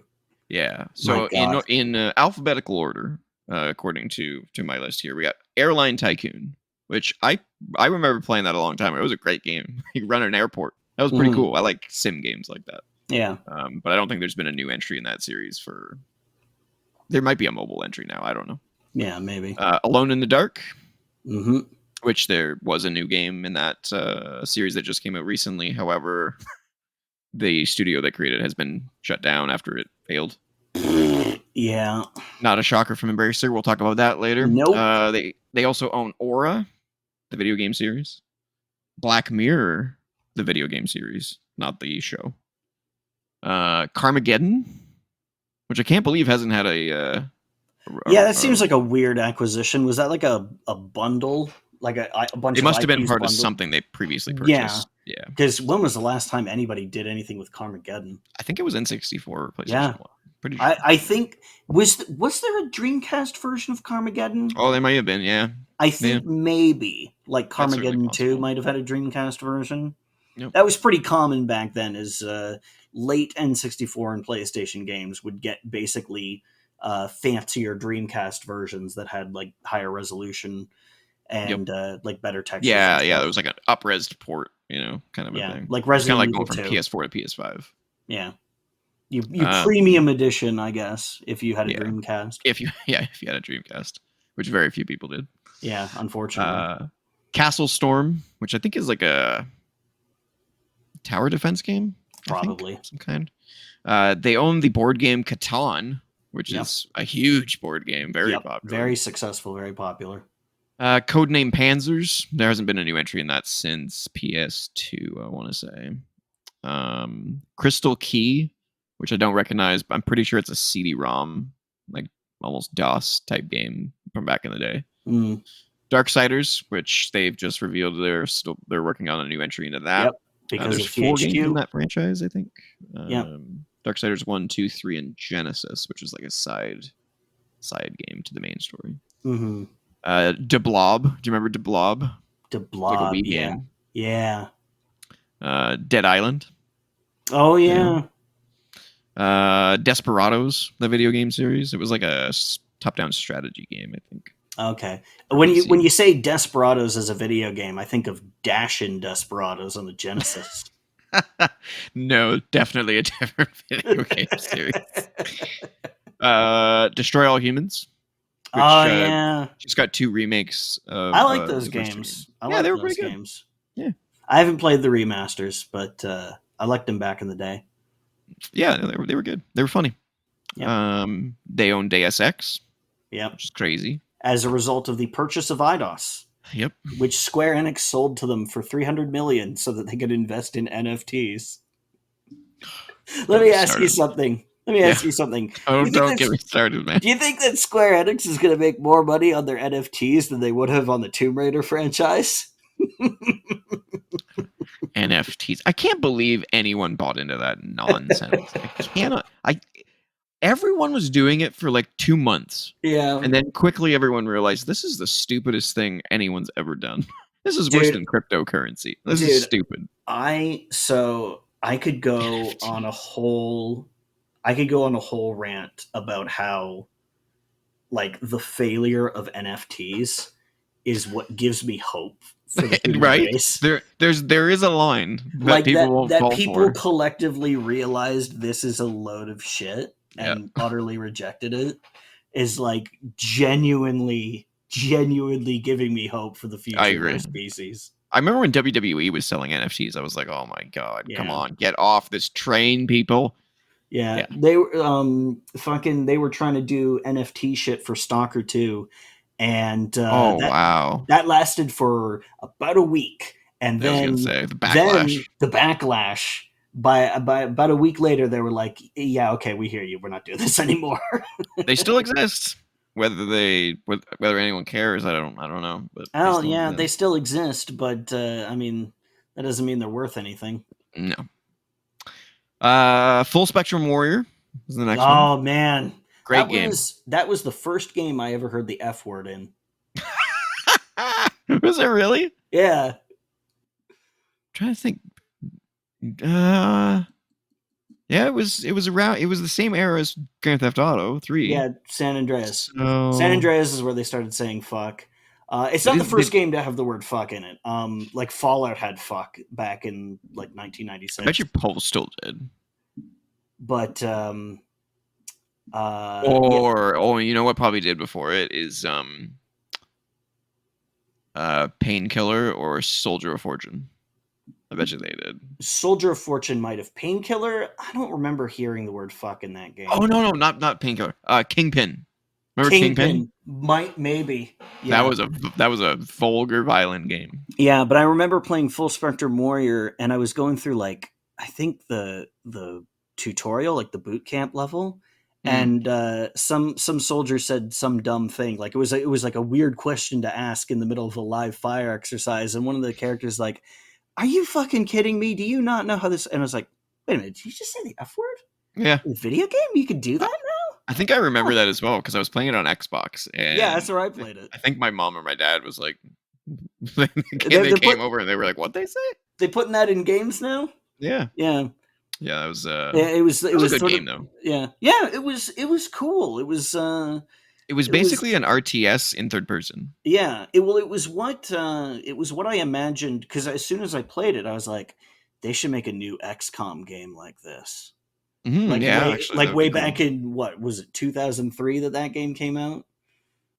Yeah, it's very similar for those that haven't played it. It's very similar to almost like Brothers in Arms almost. Mm-hmm. It's a tactical third-person shooter where you're moving characters around. You're not directly controlling them. You're giving them instructions. You're having them take cover, lay down suppressing fire. It's almost like the planning stage of Rainbow Six. Here's another R6 mention. Put that on the fucking tally for how many times we bring that game Our up. bingo card. We have a bingo card now. Oh, hold on a second. Here's the obligatory brute force and peacekeepers reference. Exactly. We got that one out of the way. I'm gonna make us a bingo card. It's gonna happen now. But it's like if you turn the planning stage of Rainbow Six into the full game during the action. It was really cool. Yeah, I like that game a lot. I wasn't very good at it. Did it get a sequel? Let's see. It did. Fuck, what was it called? 10 Hammers. 10 Hammers. I was going to say the 40th Day. No, that's Army of Two, and that's not a good game. I don't think I ever played the sequel. But yeah, I didn't play it either. Great game though. Great game. Anyway, we can't spend all that time on one game. Yeah, as much as they I'd own like Gothic. to. Yep. Which we talked about last week. They're remaking the original Gothic. Mm-hmm. They own everything Hellboy. Yep. Characters, films, images, titles, video games. They own Hellboy. Yep. They own The Hobbit. Characters, works, movies. Yeah, they have Middle Earth Enterprises, which is the licensing body for J.R.R. Tolkien's Middle Earth saga, which is separate from the Tolkien estate. The Tolkien estate handles the specific literary works, like the books. They do not own the books. They just own everything else. But they own the rights to license out the concepts, characters of the property. So that's a big deal. Huge. They had Volition, but of course Volition no longer exists. Yeah, so they must be licensing it out to Amazon for that TV show. Yeah. Free Radical Design they had, but they're no longer around. Oh, I'll get into the studios later. Don't you worry about that. Oh, so you're going to talk about Aspire? Oh, I have this whole scripted out, dude. Tripwire Interactive. I got everything. Flying Wild Hog. Dudes who made the Shadow Warrior reboots. Yep. No, I've got everything. Yeah. Where was I? The Hobbit? Yes. Okay. Homefront? Yep. Which I really liked the original Homefront. The sequel sucks, but the original Homefront's really good. Yeah, isn't that game basically just the movie Red Dawn, but in video game form? Yeah, it's like I think Communist it's North Korea invades the States. Yeah. yeah. Which was also the plot of the Red Dawn remake, but is very clearly supposed to be China, but we want this movie to show in China, so we can't make China right, yeah. Yeah. Homefront was really well done though, and it was really cinematic. I remember it had a great ending. It was a really good game. Yeah, it's one of those surprise hits. Yeah, it was a CryEngine game, and apparently took good advantage of what that engine's capable of doing. Big environments and that kind of stuff. It doesn't hold up today, though. I went back and tried to play it. Yeah, it's awful now. But there's a reason why I haven't gone back and played like Prototype or Just Cause 2. Keep those memories where they belong. keep them fresh and well, I'd be willing. Remastered it, I'm sure it'd be fine. I'd be willing to bet that I could still have some fun with Just Cause 2. Like this is a game where you can grappling hook people to a motorcycle, their own motorcycle. You could also just play Just Cause 3 or 4. Yeah, but then I'd have to buy them. That's true. That's true. Next up is Imperium Galactica, which is an it's like I think it's either an RTS or it's like one of those like Sins of a Solar Empire type giant space. Yeah, Master of Orion. Huge experiences. Which they probably no, they don't own Master of Orion. Wargaming owns Master of Orion now. Yeah, I was gonna say because Deep Silver, I believe, owned Master of Orion for a little while because pretty sure they published Master of Orion 3. I can't believe they own Deep Silver. It's so good. Yeah. Jagged Alliance. Yeah, I never played them, but I think they're RTS games. Like space RTS. Yeah. Legacy of Kain. We talked about this last week. This is kind of where again as part of the Eidos acquisition because Crystal Dynamics. Yep. They own The Mask, the comics, the franchise, the films, video games, the animated series. I haven't thought about The Mask in a long time. Yeah, Jim Carrey made The Mask. What it really was. Do you remember when Nintendo Power had a contest where you could be an extra in The Mask too? I do. I do remember that. Oops. Yeah. And then they never made it. Yeah. Well, they made the Son of the Mask, but we don't talk about that. Yeah. They You own you get a Metro. call from Nintendo Power like 20 years later. Hey, remember how you won that contest when you were a kid? Yeah, does this Guess still hold what? up? Yeah, I have his contract here. Metro 2033. They Yep. own the novel, the franchise, and all the games. Really, they own the novel. Yeah, Huh. Okay. yeah, I didn't yeah. know They that. own the literary works. Yeah, There's a lot of those. There's a yep, lot. There's like 20 of those books. yep. Already said Middle Earth, Lord of the Rings. Yep. They own that stuff. MotoGP. It's a big Oh yeah. motorcycle racing franchise. Yeah. MX versus ATV. Oh, that's a throwback. That's a great one. That's like a GameCube game. They made many Yeah. MX versus ATV. Yeah, yeah. So I think it started on the PS2 era though. Yeah, I think you're PS2 right. stuff like that. Yeah. I don't know what this one is, but it rang a bell. Neighbors from Hell. Oh, I'm gonna yeah, Google it real quick. that sounds familiar. I don't know whether I'm thinking of Zombies Ate My Neighbors or if something else is. Oh You man, know. fuck. That's a game that we should have had on our games that deserve a remake list. Oh, it's only the only thing that's coming up is a mobile game. So maybe I'm thinking of something else. So never mind. Painkiller. We talked about that earlier. Yeah. Pinball Effects. Oh yeah. Crazy. Yeah. That's that big pinball game that has like the recreations of all the real life tables, right? Mhm. Like all the licensed ones. Yeah. Yeah, I don't think they run that anymore. I think they turned it into a series that's up later on this list. Oh. Panzer I Elite. like pinball.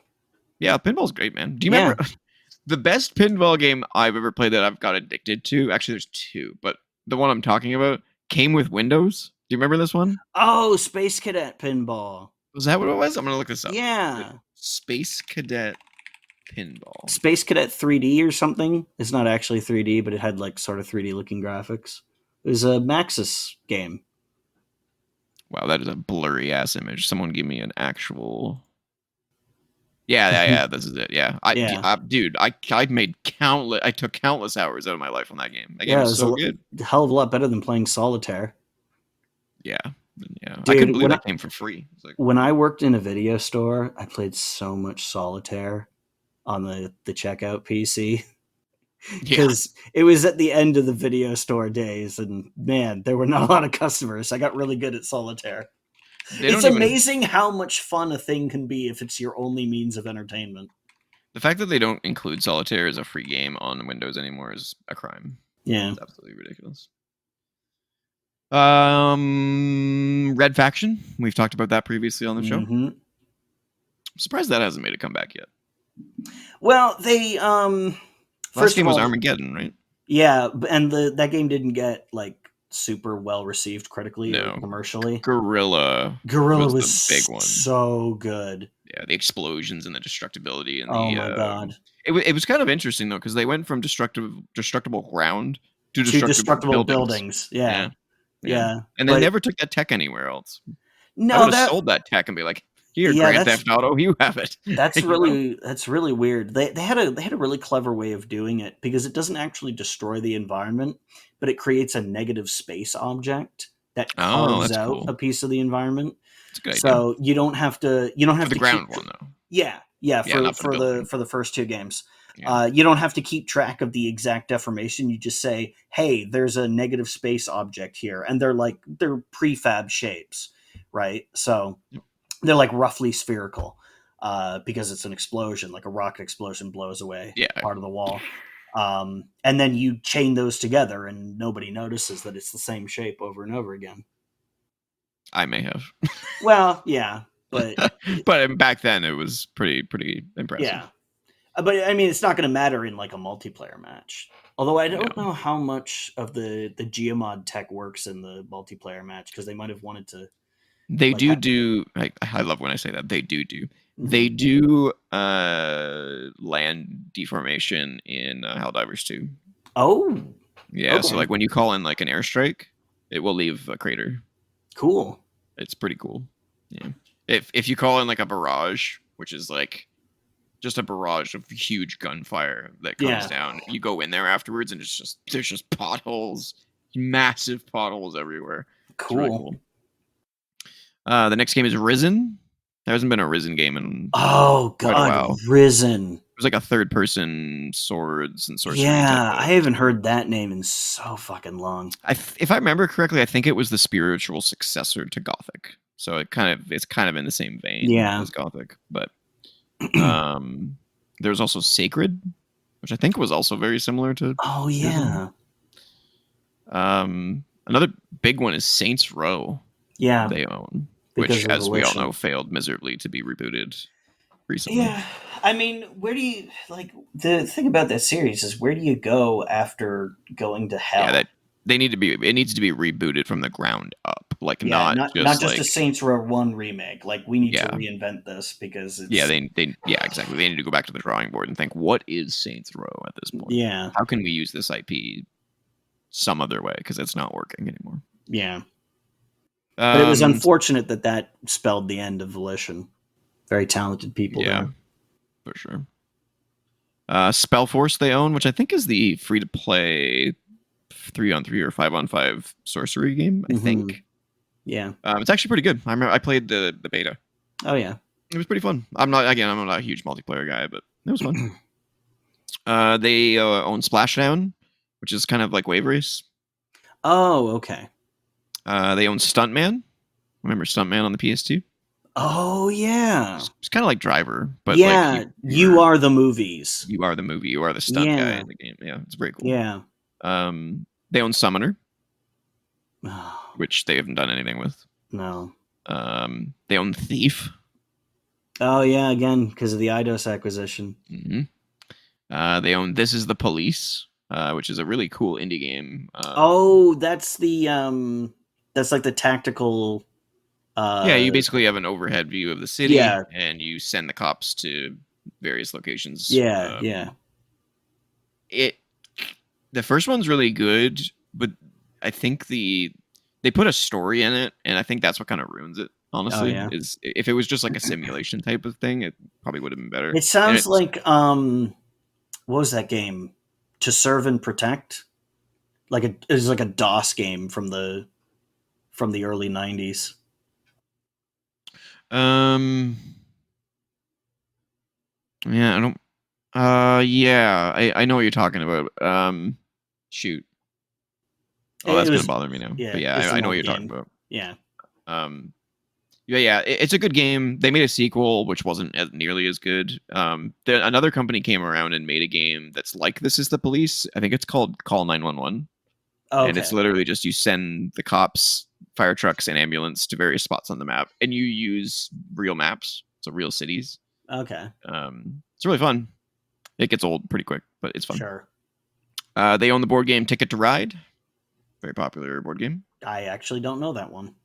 It's kind of like Dominoes. There's a Dominoes game that's I think it's based on where you like. I only know it as a Beatles song. So. Oh. Yeah, no. Ticket to Ride's fun. It's good. They own Time Cop. Which is funny. Yeah, sure. Time Cop. That's a hot property.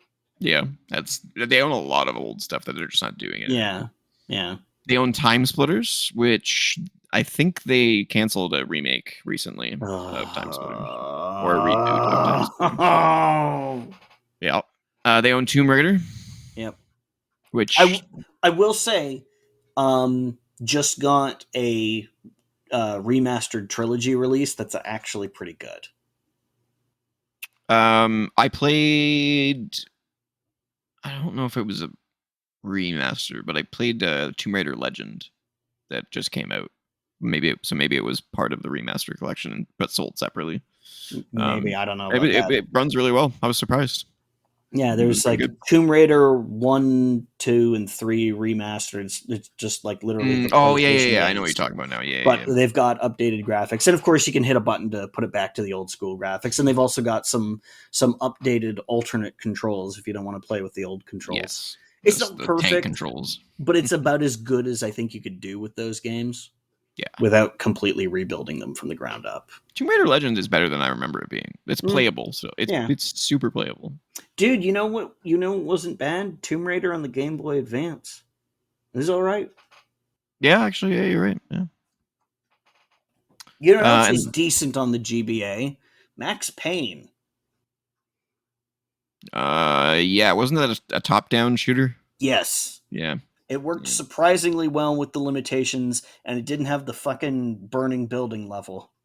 So Yep. that automatically makes it pretty good.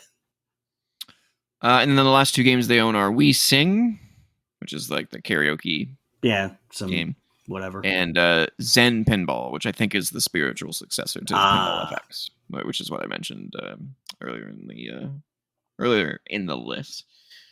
So I've got some information here about Embracer, sort of the tidbits that I found most interesting. So I'll quickly go Is it through the some of these. graveyard of developers? That's the last thing on my list. We'll get to that for sure. I laugh so I don't cry. Yeah, exactly, right. So from 2019 until 2023, Embracer Group rapidly grew through major acquisitions and investments. We'll get into that later. Yeah. After a $2 billion investment unexpectedly fell through, the company was more than $2 billion in debt and began closing and selling multiple studios and laying people off at others. The Savvy Gaming Group, a company wholly owned by Saudi Arabia, invested about $1 billion into Embracer Group in June 2022, gaining an 8.1 stake. That's right, folks. The wonderful folks at Embracer Group are also partly owned by the wonderful Saudi Arabia. Yes, delightful. Yeah. Embracer Group transitioned from the NASDAQ First North to NASDAQ Stockholm in December of 2022. In May 2023, the company announced that a $2 billion investment deal, which had been verbally agreed on in October 22, had unexpectedly failed to materialize as the investing partner walked away from the deal after protracted negotiations.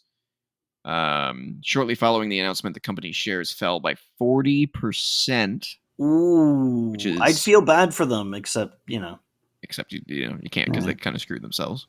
Mm. According to Axios, this partner that walked out on them was Savvy Games Group, the Saudi Arabia investment company, which is pretty hard to do. I'll say that. So, sowing, meat reaping.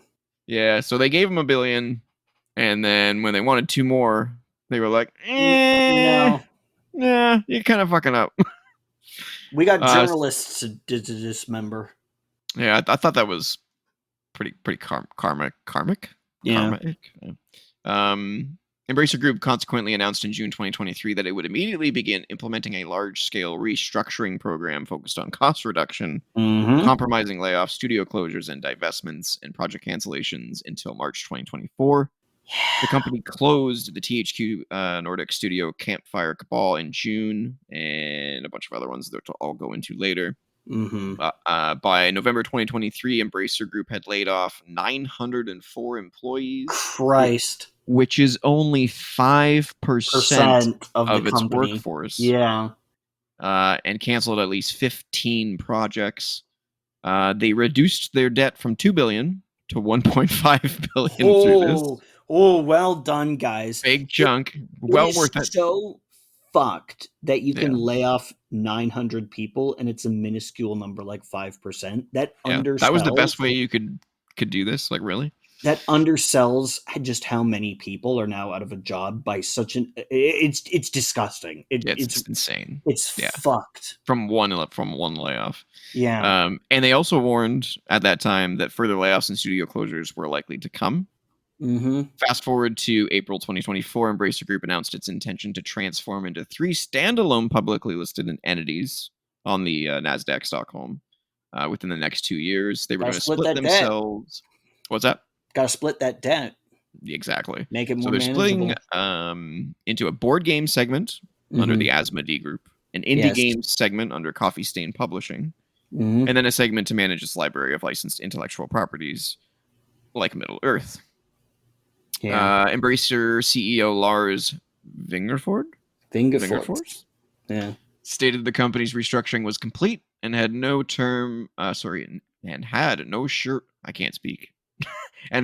short-term plans to restart mergers or acquisitions. You think? Instead, focusing on simply making better products and games to improve cash flow.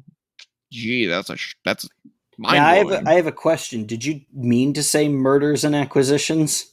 Mergers, mergers and Or was that a acquisitions. Freudian slip? That may have been a Freudian slip. Because Didn't know. I would call that a more accurate description of what they've been doing. We have no plans for any more murders or acquisitions. From June 2023. We're in such good shape today. This is going great. Man. Yeah, it's fantastic. The only thing that could be better is if we were drunk. Oh, dude, we should do that sometime. A drunk episode. All right. Man, I haven't drank in 20 years. It would be fine.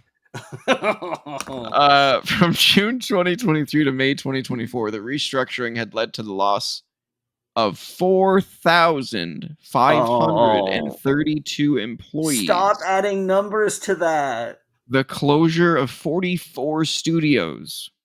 The cancellation of 80 in-development projects, which at this time we have determined include a new Deus Ex game, the new Time Splitters remake, and a new Red Faction game.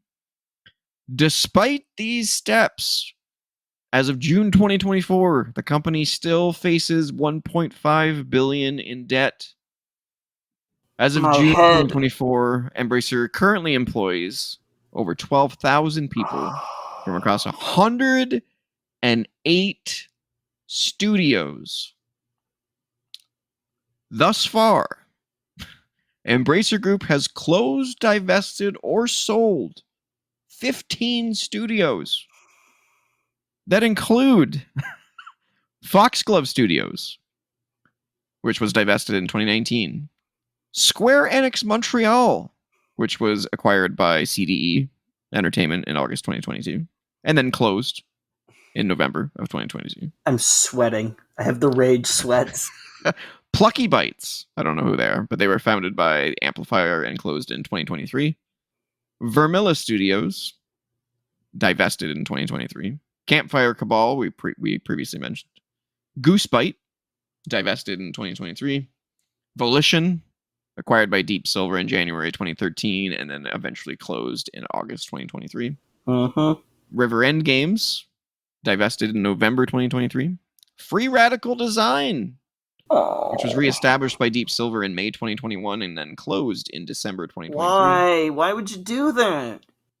Saber Interactive, acquired in 2020, divested in March 2024. Rainbow Studios, divested in March 2024. Shiver Entertainment, acquired by Saber Interactive in 2021, and then sold to Nintendo in 2024. So that may be the one group that got off okay. That one's okay. I don't know what Nintendo's doing with them, but they're there. Gearbox Entertainment. Possibly do any worse at Nintendo. Yeah, this one got okay too. Gearbox Entertainment was sold to Take-Two in 2024 in June, so they're still around. Yeah. Otherwise, that IP list would also include Borderlands and a bunch of other games. Yeah. Pieces Interactive, which was closed in June 2024, and Piranha Bytes, which was also closed in 2024. I'm just massaging my face, trying to get the rage out of it. Do you remember that Simpsons episode where Homer gets so angry that he gets like that permanent vein on his head? I feel like that pops. I feel like that right now. It just makes me so angry. Yeah. Like the fact that I'm laughing is when you know that it's really bad, because I laugh when I don't know how to control my rage. I don't know. I don't even know what to say. So angry. Yeah. I don't even know what to say. It's just this rich dude at the top who's just playing with people's lives. Doesn't care. He's like, oh yeah, I'll buy 150 studios. What could go wrong? Do they expect to make money if they keep shuttering all these studios and canceling all these projects? Like you're still what, $1.5 billion in debt? You got to make something to earn money. Yeah, exactly. They have to dude. make like what something. The fuck? Yeah. You don't. Business is not a game to be won where the number of properties you own are points. Like you gotta do something with this shit. You put a product out that people will give you their money for gleefully. and you'll be raking it in. You won't be fucking. And here's the I'm weird part too. so angry. Oh yeah, it's ridiculous. Here's the weird part to me is that they own 108 studios. How many projects are we aware of right now? Oh, there's got to be so many that we don't even know, because so much stuff never sees the light of day. There's so much No, shit that gets canceled without us ever knowing about it. I'm And I'm gonna I'll count with you. honestly, a lot of the time, stuff fades away because Oh it yeah, for wasn't any sure. good. There's lots of proof of concepts that don't pan Don't go out. well. It Yeah, happens all the time in the game industry. but Happens when all the you own time in the movie 108 industry. studios, But yeah, like there's got to be some good stuff there that and who's managing that? I don't know. Like who's at the top going? Yep, green light that. Like who's doing that? And when you like It's too big of a company. yeah, yeah. That I mean, that's the problem. Is you've got too much. You can't manage all of that. No. They're not all gonna. And like ideally, you would have some rich dude who's really into video games and is like, I'm going to buy up all these small companies that don't have a lot of money. I'll give them the money to do what they want.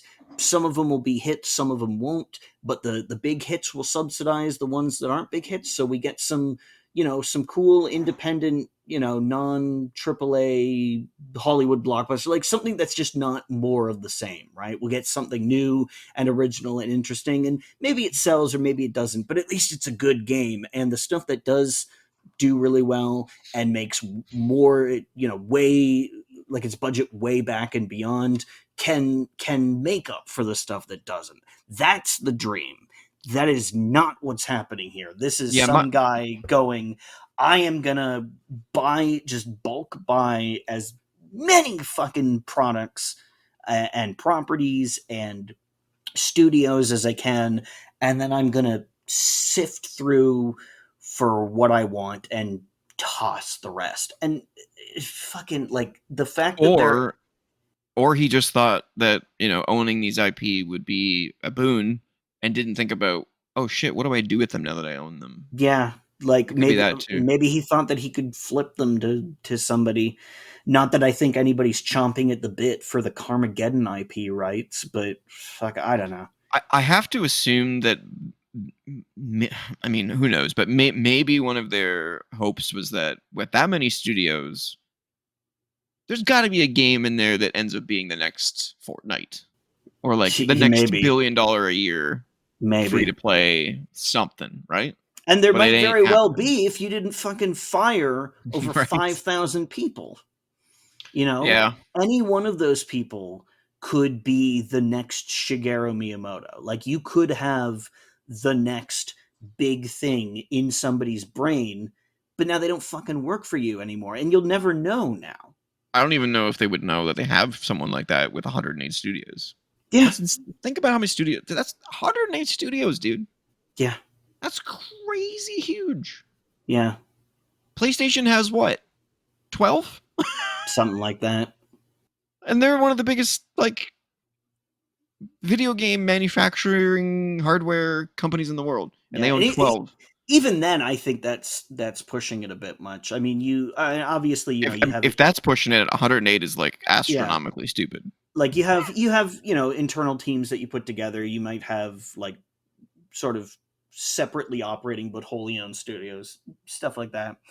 um i Actually, I could think probably tell you exactly how many PlayStation has i because I think have you the list. have to build up a culture, like, because I look at what Nintendo's done with how many internal teams that they have, and it seems to work so much better than this endless acquisition spree that all of these companies are on, that they just end up shutting down half the fucking studios for. And we're talking about Embracer right now, but like you could have easily made this about EA, you could have easily made this about Activision. It'd be exactly the same story. How many fucking Oh studios yeah. did we see EA close down over Oh the my years that god. were like Yeah. huge hits? You remember Yeah. Westwood, makers of that little game called, oh, I don't know, Command and Conquer? Command and friggin' The Conquer. game that the franchise that practically invented the RTS genre, those guys aren't around anymore. EA shut them the fuck down. Yeah. PlayStation owns 15 studios. One of the best, you know, AAA developers in the world owns 15, and this other company owns 108. Like, now, is that studios they've acquired, or does that include like internal developments? Like, does that include? That's both. Yeah. Okay, then that's more reasonable. If we were talking about purely about acquisitions like Bungie and Oh no. Bluepoint and Yeah, no. stuff, I'd be like, This is come on, internal guys. plus acquisitions. But yeah, if you're including stuff like Santa Monica Studio, that's Yep. that's different. Yep. That's different. Yeah. So I have that list of IP here. I'm gonna go through and I'm gonna count how many confirmed or rumored projects that we know are in development. I will I'm going through the try list. not to punch a hole through my monitor. Okay, with Darksiders. Okay, They've we know confirmed that they're doing something with that. Gothic. We know they're doing something with that. Legacy of Kain, I think we can probably assume is probably there. I mean, there was stuff at SDCC that had Soul Reaver remastered on it. That doesn't happen. It's by at least it's almost confirmed, I would say. Yeah. So we can count that one. I mean, they could still very well cancel it. That's not out Yeah. of. That's not without precedent. But Yeah. they wouldn't just print that on the side of a product by mistake. Yeah, I think so. There's something going on there. Metro, they have the VR game coming. Yeah. And Tomb Raider. Yeah, they'll do just stuff rumored. with that. So 5 out of 108 studios, we know of 5 projects. Now, keep in mind that I don't know how many of these studios are mobile studios, so there may be a whole crap load of things that they're working on constantly that I'm just not aware of. But even then, if you take away 50%, of the studios on that list, that's still it's still insane. Many. So, I don't know. It'll be, what'll be very interesting to me is if they can't pull up. Yeah. And they have to just sell everything. Oh my god. Yeah. In order to get out of this, because that's a lot of IP that could go to some really good places or a lot of bad places. Yeah. Worst case scenario is that it ends up like in the hands of some like creditor, right? Like they have to sell off their assets to some fucking some random financial company, some bank, some whatever, and they just the only one they won't sell, I'm sure, is the Middle Earth stuff. There's no reason to sell it. They're gonna make hand over fist on that. So I'm not, well, I mean, maybe, who knows? They have 3 or 4 movies coming, and they have the TV show. So yeah, and they've only announced the one movie officially. That's the Hunt for Gollum. The Hunt for Gollum, something like that. I did see that there's an animated film in the works, but that's a Warner Brothers project. Oh. So for Lord of the Rings. Yeah. Oh well, I mean, it would count because that means they would have to license it to. I guess I don't know exactly what the terms of Warner Brothers hold, because it's like it's using the branding of the Lord of the Rings Peter Jackson movies, and I don't know if those are handled separately, because that is prior to Embracer's acquisition of it, so that might be a deal directly with the Tolkien estate. I don't know. I think I had that in my list, specifically what they own of Middle Earth. Yeah, I do. Okay, so they own. That's funny. So it's sectioned off into like 18 different Middle Earth sections. So they own the Middle Earth animals. What? Yeah. What? What is a Middle Earth animal? I don't know. Ents. I don't even know. Yes. I mean, it's not an animal, I guess, though. But wargs. Isn't that a European mythology thing? I'm pretty sure. Oh, they're listed. Okay, so the animals include I can't even, I don't know how you say this. Ancalagon the Black. I have no idea. The Eagles of Middle Earth. How can you own eagles? You can't own. They're just so stupid. Specifically, the Eagles of Middle Earth, the giant eagles of Middle Earth. Fell beasts. I don't know what that is. That sounds familiar. Oh, I think that's you know how in the last Lord of the Rings movie where the Witch King rides in on that flying thing. Oh, the Nazgul. Yeah, I think that's a fell beast. The flying Oh, thing. yeah. I Yeah, think you're right. that's what that is. Yeah. Okay, I'll Uh, give him that. Gore Crows. Don't know what that is. Oh, it's specifically from the Adventures of Tom Bombadil. So we would. Oh, Oh, the Ollie. Okay, really, guys, really, the Oliphants. yeah, So the giant elephants. that's just an elephant with a stupid name. Yeah. Shelob, which I guess is That's kind of just a a character. that's a giant talking spider. Ungoliant. I don't know. I don't know what that is. Oh, they do own wargs. So I was right. Huh. And the Watcher in the Water is considered an animal as well. Oh, is that the tentacle thing from? Okay. Or the Fellowship of the Ring. Yeah. Okay. In the water. But yeah, they own the Middle Earth books. Let me see. Can you imagine saying, "Hey, man, I wanna do an adaptation of that thing from that one scene in Fellowship of the Ring. Can I license the rights to that?" Right. I'm gonna make a video game about the tentacle thing. So apparently they do own the rights to everything in the films, including images, music, video games, everything. Okay. So including something called the War of the Rohirrim. Yes, I believe that's the animated. Oh, that's the anime film. Yeah, that I was referring to. Gotcha. Well, there you go. So yeah, they own everything. Okay, so they do have a stake in that. Yeah. Anyway, I don't have anything more to add on Embracer Group other than they suck, and I just my fingers are crossed for all of those studios. I can't imagine working for any of those studios. God, you'd be shitting bricks about your sword job of Damocles hanging down over you every day. Yeah, and you covered basically everything I want to talk about because all the studios that I've been fond of, like they own 3D Realms now. Mm. That's really sad. Yep. Because it's like, I mean, I don't even know most of what 3D Realms is doing these days. They don't own Duke Nukem anymore. They no.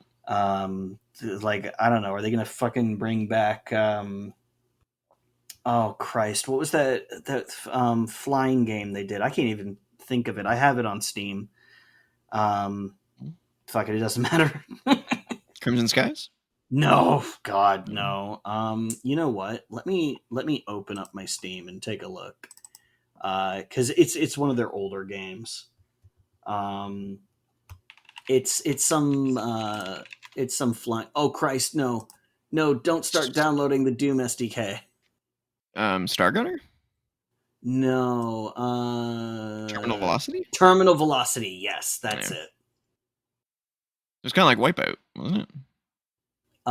No. It's a flying and shooting game. Oh, okay. I got you. It's like a not good version of Rogue Squadron, I guess. Oh, okay, gotcha. Yeah. A lot of air. Those are the Duke Nukem guys. That's right. Yeah. Oh my God, right. They're not exactly going to bring that back, I don't think. But no, I don't think still, so. I mean, not that anybody at 3D Realms is still from the original 3D Realms. Like that's a whole different thing now. Yeah, that's true. Yeah. Still, I was about to mention a game that reminds me of, but I'm going to save it because it's going to be a part of a topic of the week in the future. Oh, okay. Cool. Well, that is our topic of the week. Shall we get into video game 20 questions? Oh yeah, we got to do that, and we're doing it.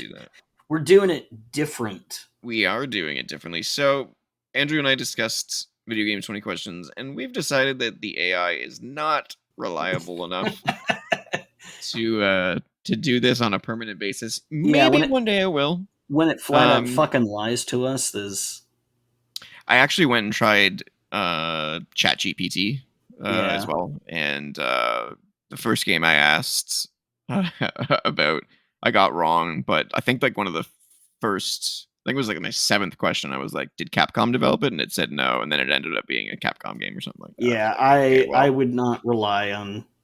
Yeah, I'm sure one day it'll get enough, because it does specifically say, at least on the IGN's website, that it is in beta. So yeah, and this is like this is one of the things where like AI would actually be really good at is a 20 questions thing, right? Hmm. You'd think at least that if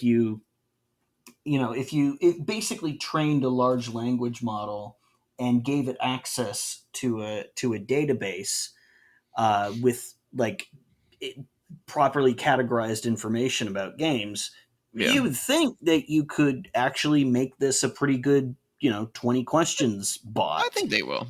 but they're not there yet. They're not there Yeah, yet. I think they'll get there, but yeah, I don't think it's there yet. But Yeah, I'll keep an eye on it, and if it exits beta and goes into a full release, and yeah. it's more reliable, we'll come back to it. Yeah, But for better than now, better than using it to write fucking clickbait articles like fucking every site seems to do. I yeah. came across a fucking website the other day, and I didn't post about it on Twitter because I wanted to talk about it here. It's a website that proudly proclaims that it doesn't use AI generated slop to populate its articles, and it says that above an AI generated logo. Oh, that's Like ugly. the most obviously AI generated logo I've ever seen. I even put it into one of those like AI image detectors, like to tell if it's been generated or not, just to be sure. And it was Mhm. like 96% certainty that this image was AI generated. And like fucking of course it was. Of course it was. Yeah. Like Jesus Christ. Do you think people are not, because the PlayStation controller on the logo is all fucked up. Like, do you think people aren't gonna notice that? It's Hmm. fucking bullshit. All right, so you have a game picked out, and I am going to guess it. Yeah. So we are going to go back and forth each week. So this week I have picked a game, and Andrew will attempt to guess it. However, I decided to go a little bit slightly tweak the options for you. So I've got three to pick from. I've got easy mode, normal mode, and hard mode, and you get to pick which one you want. Oh God, And hard mode. every week I'm gonna have a game in that slot, but the games Oh that were in that slot are not gonna change from week to week. So it's always gonna be, if you don't pick the hard one, it's it'll gonna be be there this. waiting for you at a Yeah, future date if you want it. the hard So, one is going to be like some fucking obscure Commodore 64 game that sold like 12 copies or some shit. so one thing I will say is I would not pick a game that is like impossible, and That I will always pick a game that I think you would know. is a But kindness you are extending to me that I'm not sure I would do as well. hey, you remembered Tony Hawk's American Wasteland. There is no way I would have remembered that. So I think your knowledge might be better than mine. Yeah, well, Um, I've already so I think about we'll find out though, man. the easy, medium, and hard mode is an interesting idea because I already know what I would pick for hard mode, and I know you wouldn't get in a million years. Yeah, okay, so that is the thing. So my hard mode is difficult. In my opinion, it's difficult, but it's not impossible to get. It's not obscure to the point where like nobody would know it. It's not Yeah. shovelware. I'm not going to pick that. It's a game, Okay. and it's likely that you know it, but Okay. I to get to that point, I think it would be difficult, but you could get it. Okay. So, what would you like? Easy, normal, or You know hard? what? Whenever I play a game for the first time, I play it on normal mode. So let's go with Okay. medium. All right. Ask your questions, and I'll keep Okay, track so I visually. I am going to start with the usual. Was this game pre 2000 or post 2000? So you have to ask yes or no questions. Okay, is yeah, right. It was this game released on or after January 1st, 2000. Yes. Okay, I'm going to write down these in the chat. 2000, not 200. That would be a much wider range. Okay, and let's do my next our next calibration question. On or after January 1st, 2010. No. All right. And here comes question number 3. Now let me just make sure I have this date correct. I think I do. I think I've got it memorized at this point, but I'm just gonna double The check. Xbox one. Yeah, you know it. You know it. Release date. Come on. There we go. Was this game released on or after November 22nd, 2005? Yes. Okay, so it is Xbox 360 3. era. Oh, man. Was this game developed by a Japanese company? No.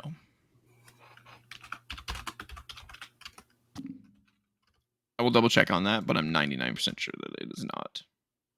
No, it is not a Japanese company. Okay. Is this game exclusive to one platform? No. That's 5. Yep.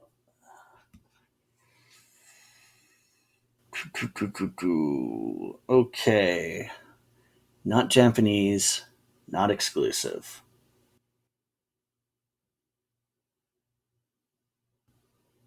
Okay, I guess we go with another big one. Was it published by EA, Ubisoft, or Activision? Yes. All right. That's 6. Holding up your hands is more tiring than I thought it would be. Yep. But I'm doing it. But it's probably more tiring just because I'm exhausted. Yeah, yeah. Okay. Let's get more specific. Was this published by Activision? No.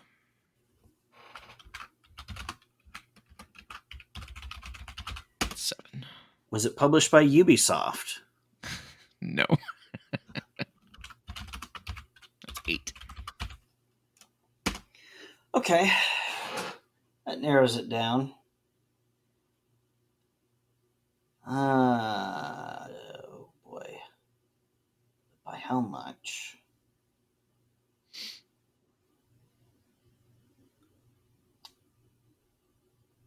Oh. Now I gotta really think about this.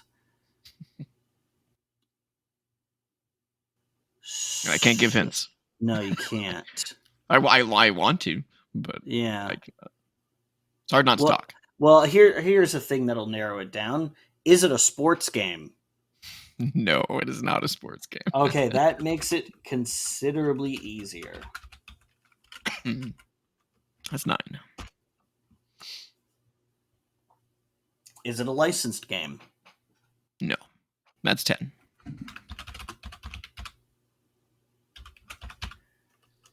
So, it is an original EA property from between 2005 and 2010.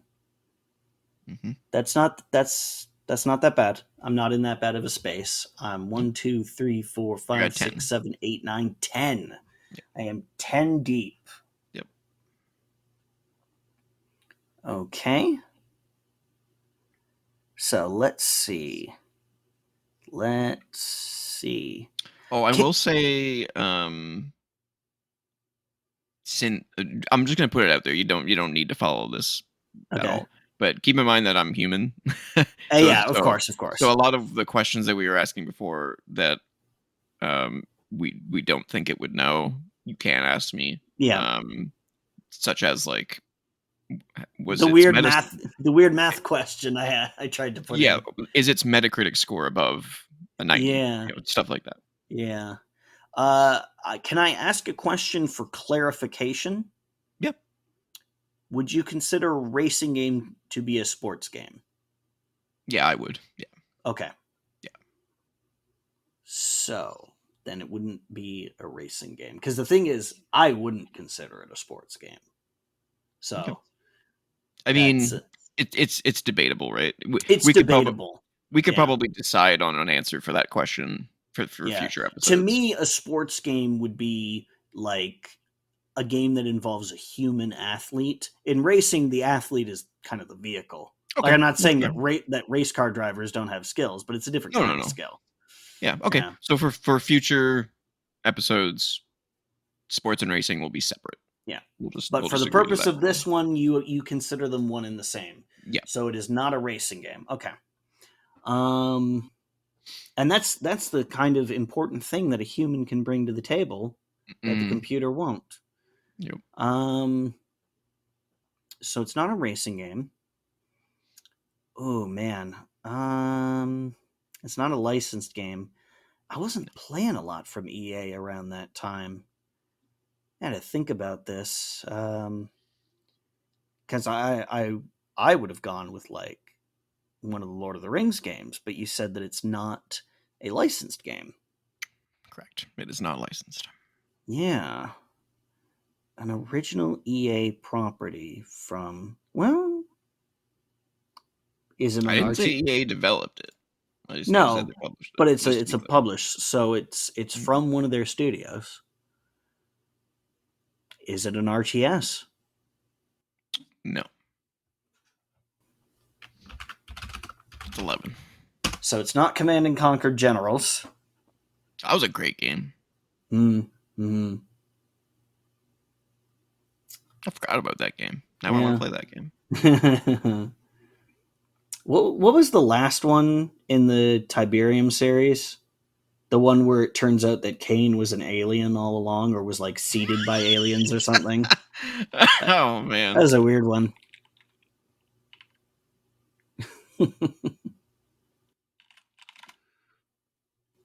I wonder what that guy's doing. I'll look it up while you're thinking. I wonder what that guy's doing right now.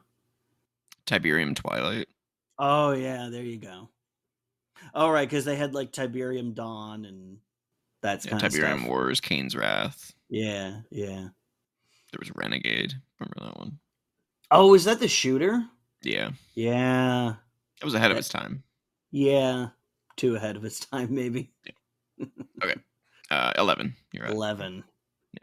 So you have 8 questions and a guess. And a final guess. Okay. I think I'm gonna have to narrow it down by genre. Is it a first-person shooter? Yes. It is a first-person shooter. Oh shit. EA published FPS. Oh, you motherfucker. No, it can't be. No, it can't be. I was going to say GoldenEye Rogue Agent, but that's a licensed game. So it can't be GoldenEye Rogue Agent. I was going to be really mad. I am not AI. I would not screw up. Yeah. I was going to be really mad if you'd picked GoldenEye Rogue Agent. Imagine the first time we play this, I screw up. Just like AI. Yeah. No, I haven't screwed up yet. I have the wiki open. Yeah. I'm double checking my answers before I answer. EA first person shooter. Shit. Oh man, what did hold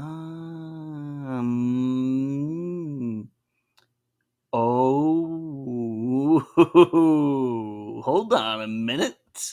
Yeah, 12? Yeah. 12. Does this game have zombies in it? No. Shit. It's 13. Because they published Left 4 Dead on console. Gotcha. No, it is not. If you had said yes, I would have been like, it's fucking the console version of Left 4 Dead. Boom. Oh man, what other shooters did they publish? Oh, and I'm not looking at Wikipedia for this. I'm just going into my own brain. Shit. That's the rules. Gotta use your brain for this. Yeah.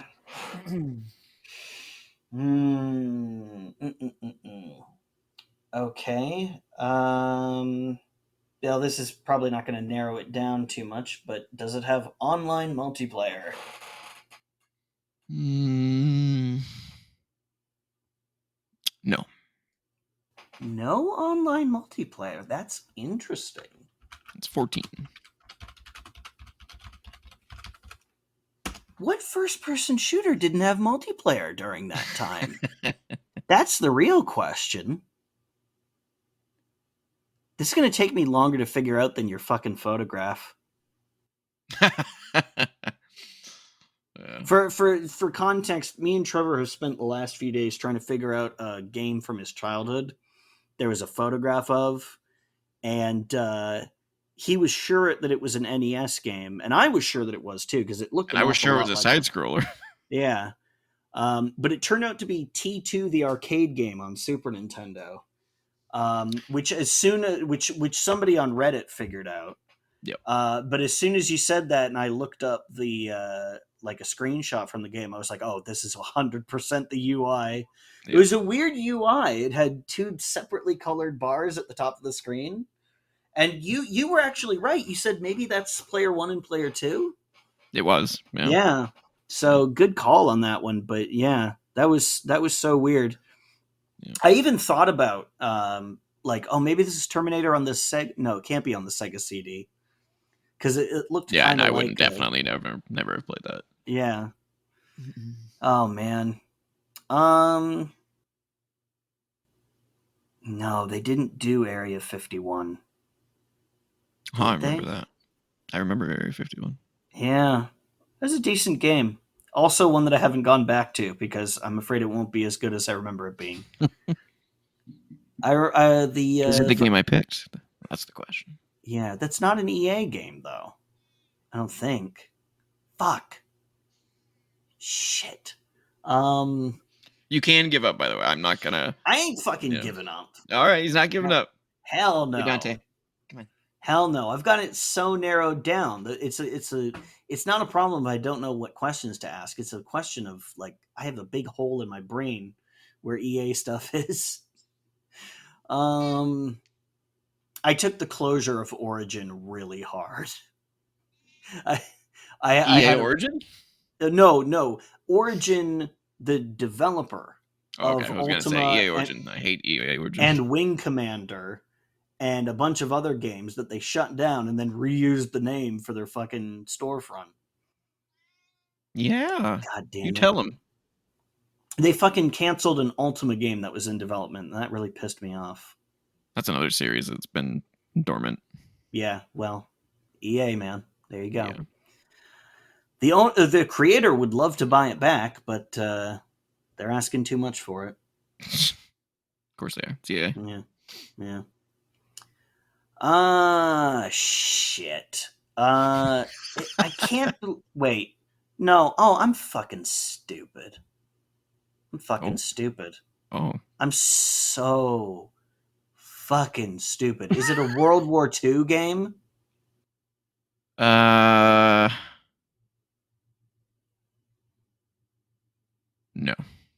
Not World War II. No.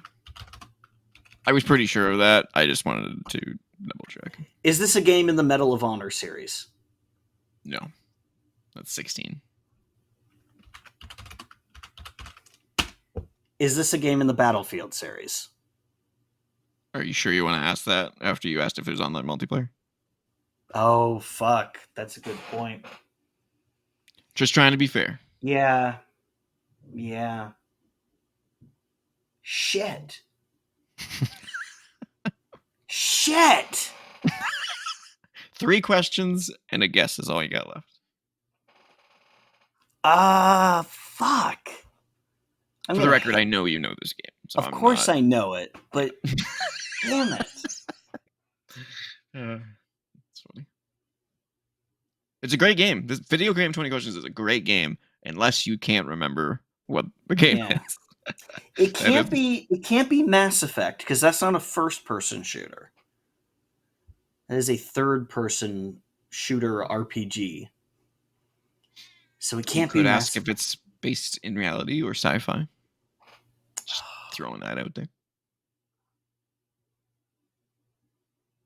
It can't be Dead Space, because that's third person. Oh, fuck. How many am I on now? You have 3 questions and a guess. Shit. Can't be Dead Space. Can't be Battlefield. Not Medal of Honor. Oh, can't be Mass Effect. Shit. Yeah, I just gotta ask a question and hope that it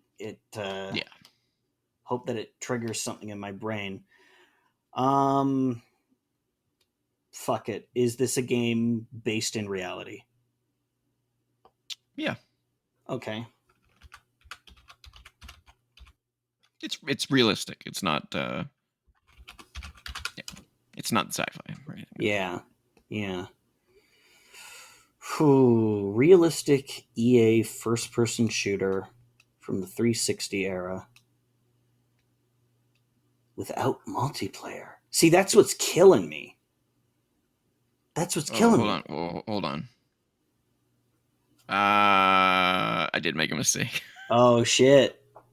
Oh wait, did I not? No. No, I didn't. I didn't make a mistake. Never mind. Oh, you're giving me hope. False Nope. hope. I didn't make a mistake. You're making a mistake. I'm making a mistake. Agreeing to this was a mistake. There's so much dead air here. God damn it. Yeah, I try to fill. I mean, people who are watching the video know because we don't have an audio only version right now. So Yeah, it's fine. yeah. People can see me. They know I'm. They know. But you always gotta be thinking about the audio version. It is a podcast after That's all. true. Somebody's gonna rip the audio and listen to it. We do remove any long pauses longer than 2 seconds though. Yeah. So Okay. keep that in mind. Oh shit. So we don't need to vamp or make noise. It'll be erased in post. No, this is all genuine frustration out of me. You should. I should have a fucking mic on that you can listen to when I'm trying to troubleshoot a problem. I argue with the computer. I'm like, you motherfucker. I do the same too. I'm like, what the fuck are you talking about? Yeah. It makes no sense. What are you talking about? I do that too. Yeah. I'm gonna look up something real quick just to make sure I'm not crazy. Yeah. Okay, I'm not crazy. I'm not crazy. Okay. Fuck. Did the game have a PC version? No.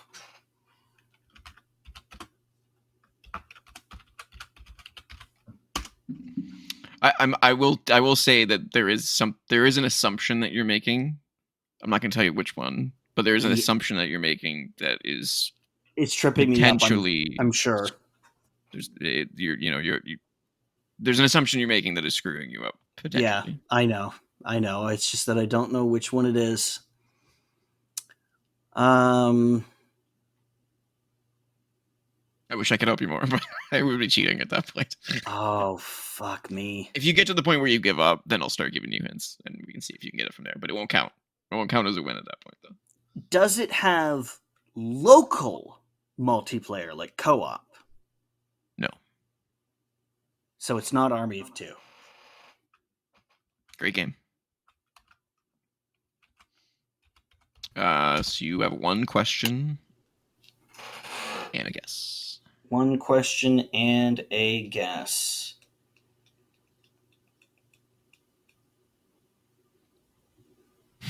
Is it a game where you control a vehicle? No. Fuck. You are down to your guess, sir. Do you forfeit or do you have a guess? I can't even think of a game that matches that description. You're gonna be mad when I tell you. I'm gonna be super fucking mad. I've already got something in my hand to throw. I won't outright tell you the game. I'll give you increasingly obvious hints until it clicks. That's what I'll do. Okay. To make it more entertaining for the audience. Okay, here's my fucking guess. Is it Plants vs. Zombies Garden Warfare? No, it is not Plants vs. Zombies Garden Warfare. That was my Hail Mary. I think that was a third-person shooter, wasn't it? No, probably. I don't know. Maybe it had. It was multiplayer only, though. I don't know. That's so funny. It's literally the only first-person shooter, or the only shooter of any kind from EA that I could think of that didn't match up with any of the other fucking criteria. Okay, so the assumption that you made that threw you off was you assumed that it was part of the 360 era. Oh. This was a late PS2, Xbox OG era game. I still can't think of anything they made from that time that matches everything else. Okay, I'll give you the developer. Okay. Criterion. I have no fucking idea what kind of shooter they would have made. I don't know if there's any other hints I can give at this The point. only Okay. thing of Criterion that I can think of is Burnout. Yeah, that's what they're mostly known for. Yeah. But so this game was released in February 2006 for PlayStation 2 and Xbox. So a very late Xbox game for sure. Made by Criterion. Sean Murray worked on this game, which is interesting. Okay. I'm not sure if it's the same Sean Murray as the Hello Games guy, but maybe not. Maybe not.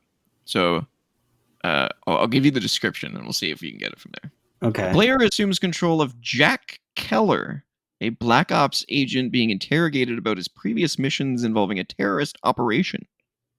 Gameplay involves players confronting enemies by using firearms and grenades. The game is notable for its heavily stylized, cinematic-inspired action, as well as sound quality and focus on destructive effects during gameplay. Critics praised the gameplay, sound design, and presentation, but criticized the game's short length and lack of multiplayer. I have no fucking idea. I don't think I can give you any more hints. I don't know. The name of the game is Black.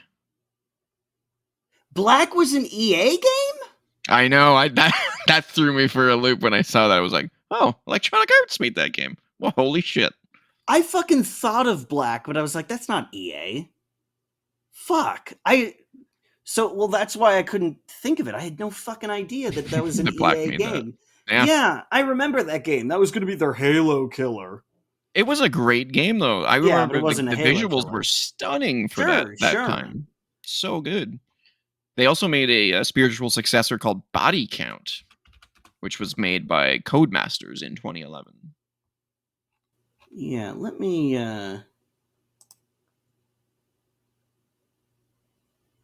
Really? Black was an EA game? I can't believe that. I had no idea. Crazy, right? I had absolutely no fucking idea. Yeah. Because I'm thinking of the box art, and that was like a bunch of bullets, right? Like a bunch of bullet casings. Yeah. Yeah. It's the main appeal of that game was like the gunfights were insane and like the dust flying all over the place from the bullets hitting the walls. Like there was points of that game where you're having shootouts and there's so much dust you can't even see anybody anymore. Yeah, that's also the case in fucking Battlefield Bad Company. Mm-hmm. I remember that game had a lot of fucking dust in it. Yeah, Black was the game that they made between Burnout 4 and Burnout Paradise. Yeah, I had no idea that Criterion or EA had anything to do with this game. Crazy. I just remember that the game existed and that the marketing tried to pass it off as this was going to be the game that kills Halo and it's going to be the new big thing, and it absolutely fucking wasn't. Yeah, the exact quote was they set out to do what the Burnout franchise did for arcade racers, Black was going to do for first-person shooters. Yeah. But no, that didn't happen, clearly. Yeah, okay. Well, but that is Video Game 20 Questions. Yeah. Good sir. All right, this has been Press Pause. Mine is going to be a ball buster if you pick the hard one. I'm going to have a standard difficulty and a hard difficulty for next. You're not going to give an easy mode. Okay, I think that's fair. Easy mode's too easy. Yeah, I didn't want to go easy mode and be like, "Is it Super Mario Sunshine? You got it! Hooray!" You want me to tell you what my easy mode was? Sure. Pilot Wing 64. Oh, I would have fucking gotten that in a heartbeat. Yeah. Anything Nintendo's probably pretty easy. Yeah, as soon as I figured out it was an N64 game, I would have been like, is this a launch window title? Do you fly in this game? do you fly a kite? Yeah. Yeah. Okay. Cool. All right, so then, moving forward, we will have a normal mode pick and a hard mode pick. And we'll see how that goes. Yep. All right. So this has been Press Pause, a gaming podcast, episode 8. My name is TJ Leo, and I can be reached at TJ_the_Leo on Twitter. Andrew can be reached. I can be reached. Take it. At and Ninjas on Twitter. Still not Weird. X. Still Still fuck not X. Elon. Still Twitter. You can email your questions in to be featured on the show to code.op.podcasts@gmail.com. Do not forget to comment, like, subscribe, share, all that good stuff. Anything else before we sign out? Ring the notification bell to get notified about notifications. Maybe. What he said. If that works. I don't even know if it fucking works. My YouTube account got hacked. I haven't been logged into it for like 15 years. I don't use the bell. I don't need to be notified. I check YouTube often enough where I don't need to be notified when videos go live. But anyway, thanks for listening. We'll see you next week. We are out. Hit the mic.